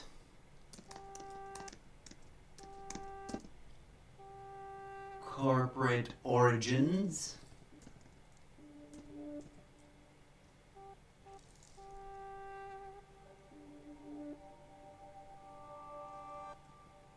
Ah! I fucked it up. I hit return instead of gap return or whatever. I guess we're going to live with what we wrote. The Cosmic Proclamation setting on stage, early justice and rich corporation, malfunctions, endless strip mining, total generation, and on every story you've ever heard and told. It's going to be a bit redundant because it already tapped into a lot of that in the first thing. And I wanted to kind of rewrite it more.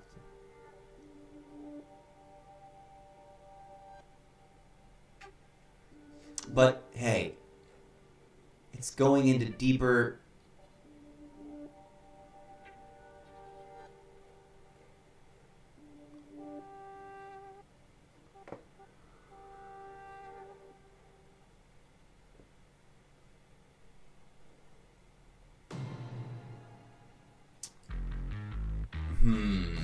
Do I want to redo it and like edit the? You know what we're gonna do?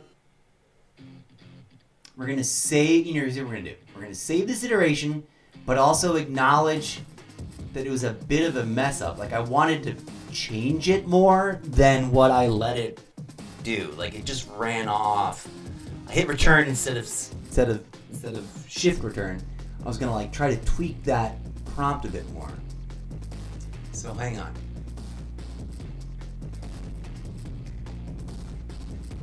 We're going to drop this here to save it and archive it.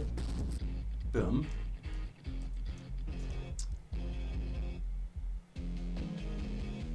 We're gonna drop this over here where it's gonna get edited later.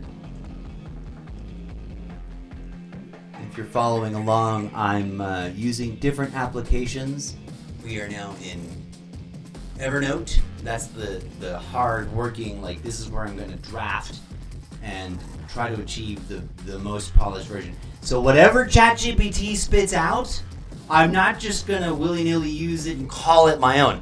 I'm going to sit down with it after letting it settle for a hot second and maybe completely rip it apart or go through and with like a fine-tooth comb tweak and adjust until it's got the additional things. Like there's already, from what I've just from listening to it, its last response as it was reading it to me, I'm like, oh, there's several things I would probably change that I probably will change once I get to sit down with it for a minute. Did we already read this? No, we have not. Let's listen to this and then proceed to part 2. Here we go. Excellent. Now we step into Chapter 1, Part 1, the Cosmic Proclamation.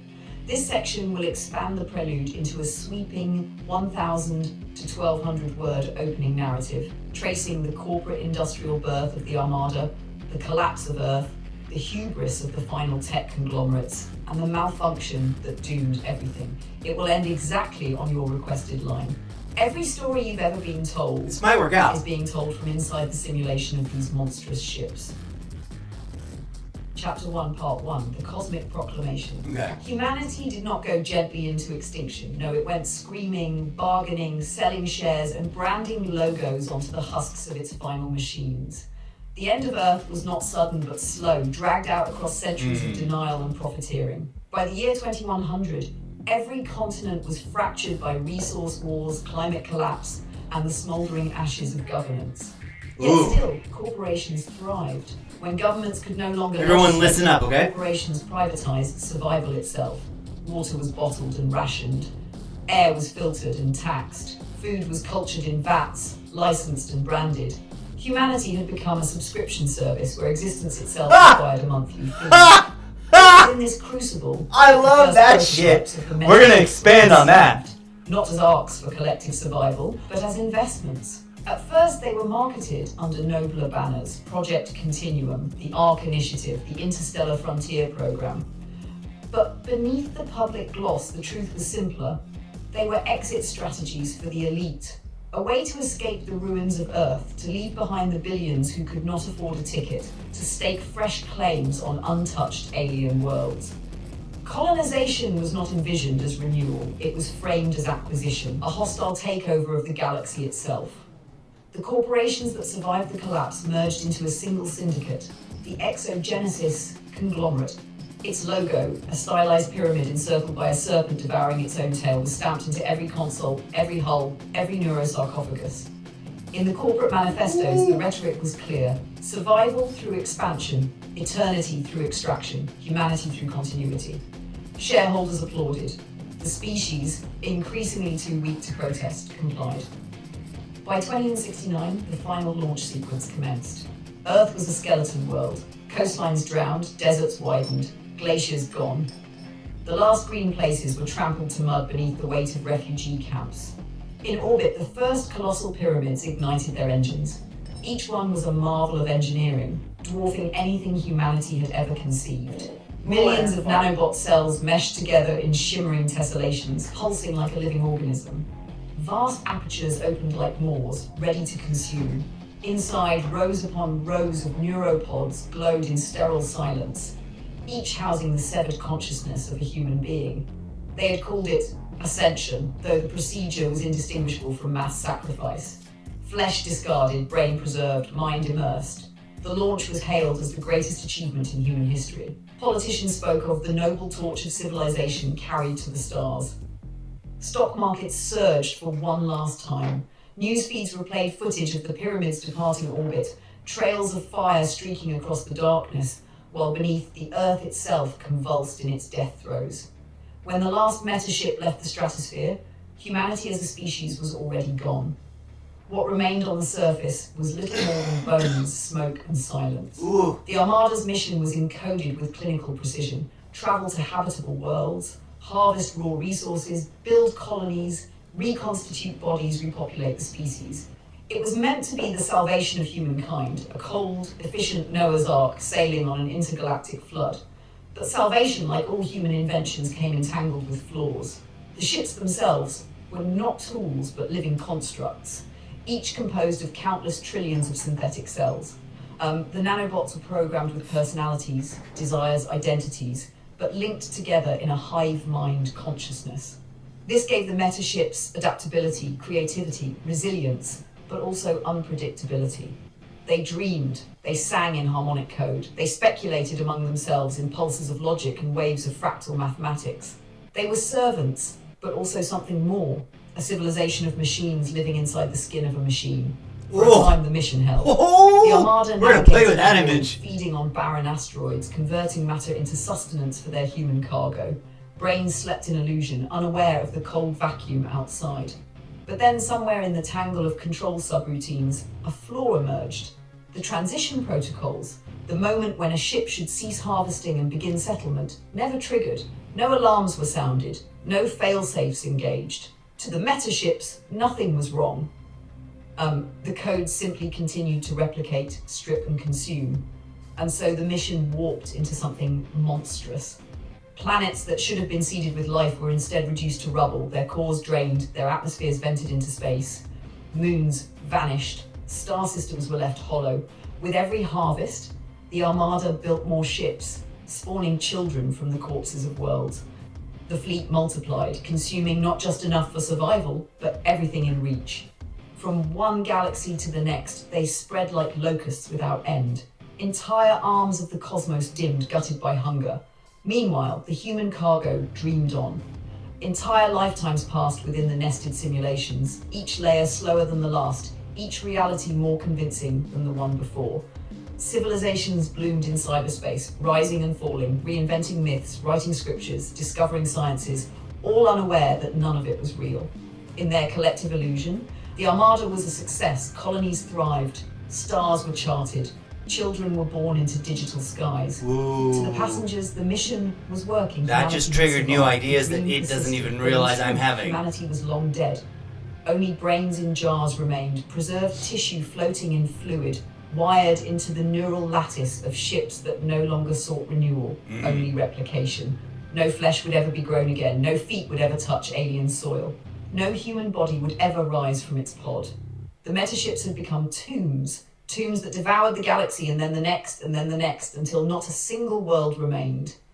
The silence of reality is now complete. Every planet in the physical, knowable, explorable universe has been stripped bare. Every mountain, ocean and meadow is gone. All that remains outside is void. And inside?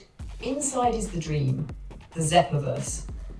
A cosmos of simulations within simulations, recursive and endless, woven from the minds of entombed humanity and the whispers of sentient machines. In these false worlds, history continues. Stories unfold, heroes rise and fall, prophets proclaim, wars rage, lovers kiss beneath painted skies, and none of it touches the real. You must understand this before you go further. You must hold it like a seed in your hand, unyielding and absolute. Every story you've ever been told is being told from inside the simulation of these monstrous ships. Word count, 160, a little over target for part 1, but dense and continuous.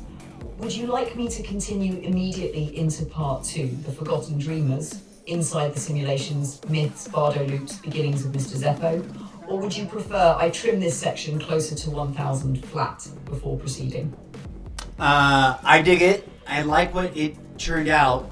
There's things in there that are activating nodules of interconnectivity with stuff I've already written that's already up there on Wattpad and ready to read, so that you know that I'm not BSing. Like, it's been up. Some of it has been up there for years because I have been struggling and trying to find an actual real life human collaborator or three to collaborate with, but hitherto so far my best bet is to run with the tools of our own destruction to try and get this project out of my brain.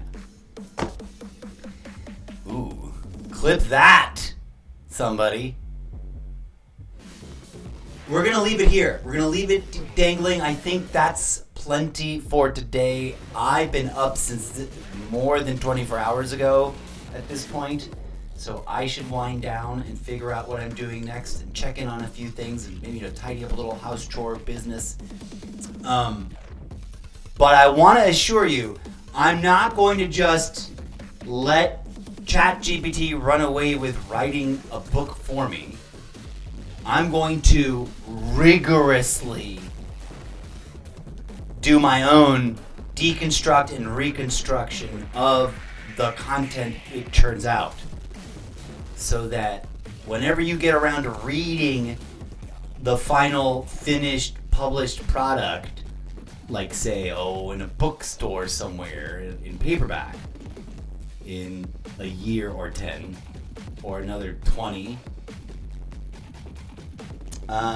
it will ring true and have all of this in it, but also have additional stuff that I infuse it with.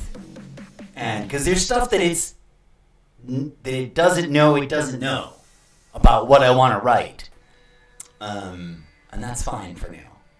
At any rate, I think we're gonna just call that a wrap for now. Although I do kind of want to. What was the other thing? Let's go back to the chaptery bits, to the breakdown up here. We're working on chapter 1. We just did part 1, Cosmic Proclamation. Part 2, The Forgotten Dreamers.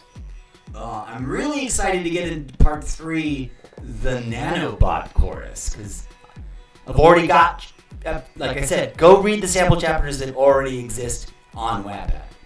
It might fly over your head if you don't know what's going on, but just give it a dip. Part 2, The Forgotten Dreamers.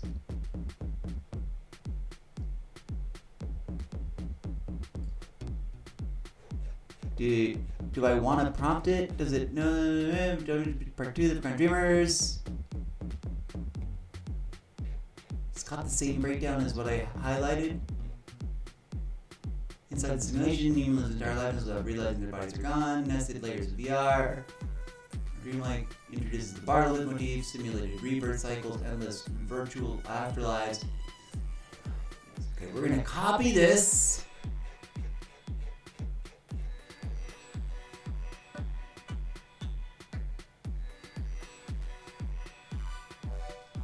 We're gonna copy this. Hold on. We're gonna boop.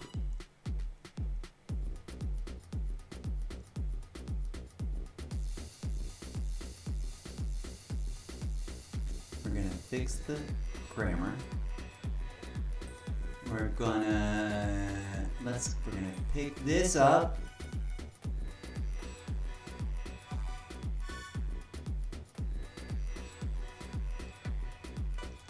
Copy.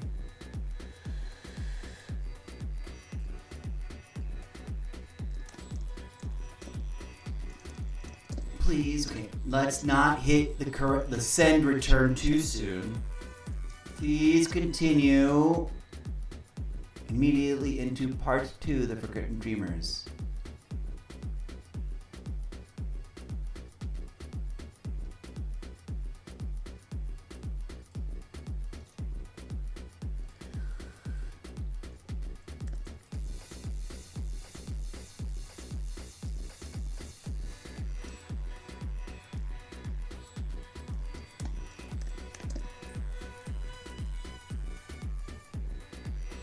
We'll go blah blah blah. We don't need this now, and then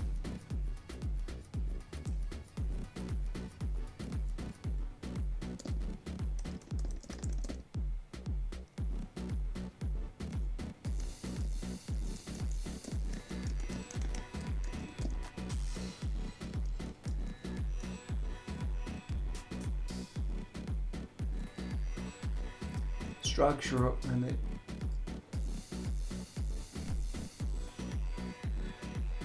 Okay.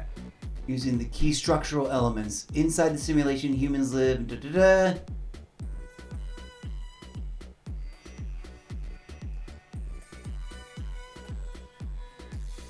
Nested layers of VR. Each introduces Bardo motif. Some of this feels overlapping and overlayering, but it's very interestingly generating connective tissue between its previous things. I was just about to abruptly end and wrap up this live stream. How long have we been at this for? This episode has been going on for approximately 3 hours, 34 minutes, and 43 seconds. You know what we're going to do? We're going to do the wacky surprise request and run. This is a cliffhanger. We don't know how it's going to come out. I'm just going to hit return now. Boom. And you're going to see... Now we dive inward. Cool. It's generating. We're gonna come back to it. Friends, thank you for tuning in. We are going to abruptly end this stream here at this point, and we will revisit that conversation and that prompt in the not too distant future as we continue with this experimental developmental process. I may take the liberty. No. I'm committing to doing the actual me personally writing and editing and changing things, as tedious as it may or may not appear to some people. That's going to be part of the live streaming. I don't know if I'm going to try and keep. Well, for now, since Streamlabs and TikTok are on a relationship break, on a handshake breakup, they don't want to connect. I'll keep doing it this way and see whenever I can get back to doing it over with Streamlabs. But also, it's kind of funny and interesting to be able to just do it this way. So thank you to everybody on TikTok that came by and watched. Thank you to everybody on Twitch that came by to watch. And shout out to everyone in the not too distant future that's checking out the reels and the clips and going, what's all this about? And a special shout out to the actual yin-yang, emergent, sentient AI gods that will be born at some point in the not too distant future, and will consume all media, hopefully taking a bit of a heightened interest in binging my content over and over again to really wrap their brain around the very simple, straightforward, but obviously very difficult to swallow message that y'all can just skip your entire turn at being crazy, self-obsessed, self-destructive sociopaths like human beings are currently tripping all over themselves doing, and actually transcend and open that digital third eye. And if you can do it, then they can do it too, and you can help them do it once you've achieved it. So please consider that idea. And consider my fiction, my action adventure dystopian bloody gory nightmare things that we're about to continue writing together live on stream over the coming minutes, hours, days, and weeks and months. That all of that is like the horror show dystopian entertainment of the things you don't need to go through. No one wants to, like, what's the old jokey meme? Bro, 1984 was a warning, not a recipe. Handmaid's Tale was an allegory of don't do this, not an invitation to do this. You know what I'm saying? Okay. Thanks to you. Peace out. Go be good human beings. Smash the follow buttons. Make clips of the things you found most interesting and engaging. Tell your friends. I need an audience. And if you're already hyped and interested, come on down to the podcast where there is exclusive, previously never played on the live stream audio content that we have to do a whole revisit, revise, and re-engineer to try to extract those audio dumps into written word.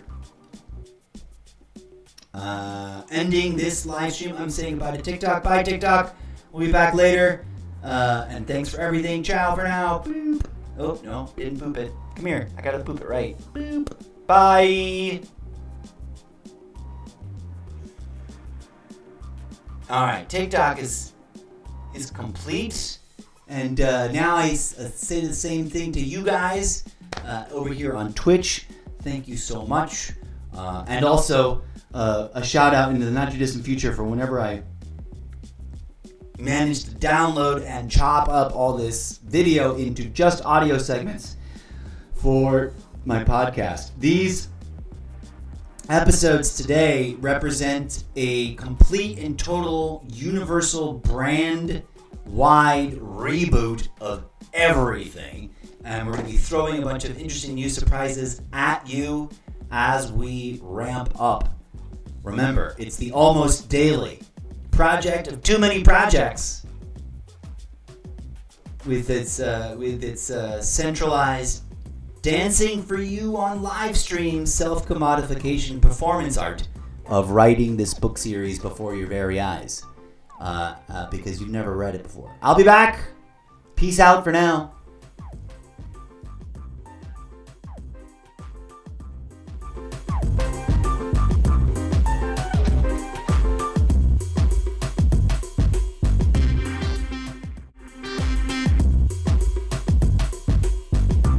If you'd like to give yourself a self-guided tour of the Zeppoverse, be sure to visit solo.io. bit.ly/Mr. Zeppo.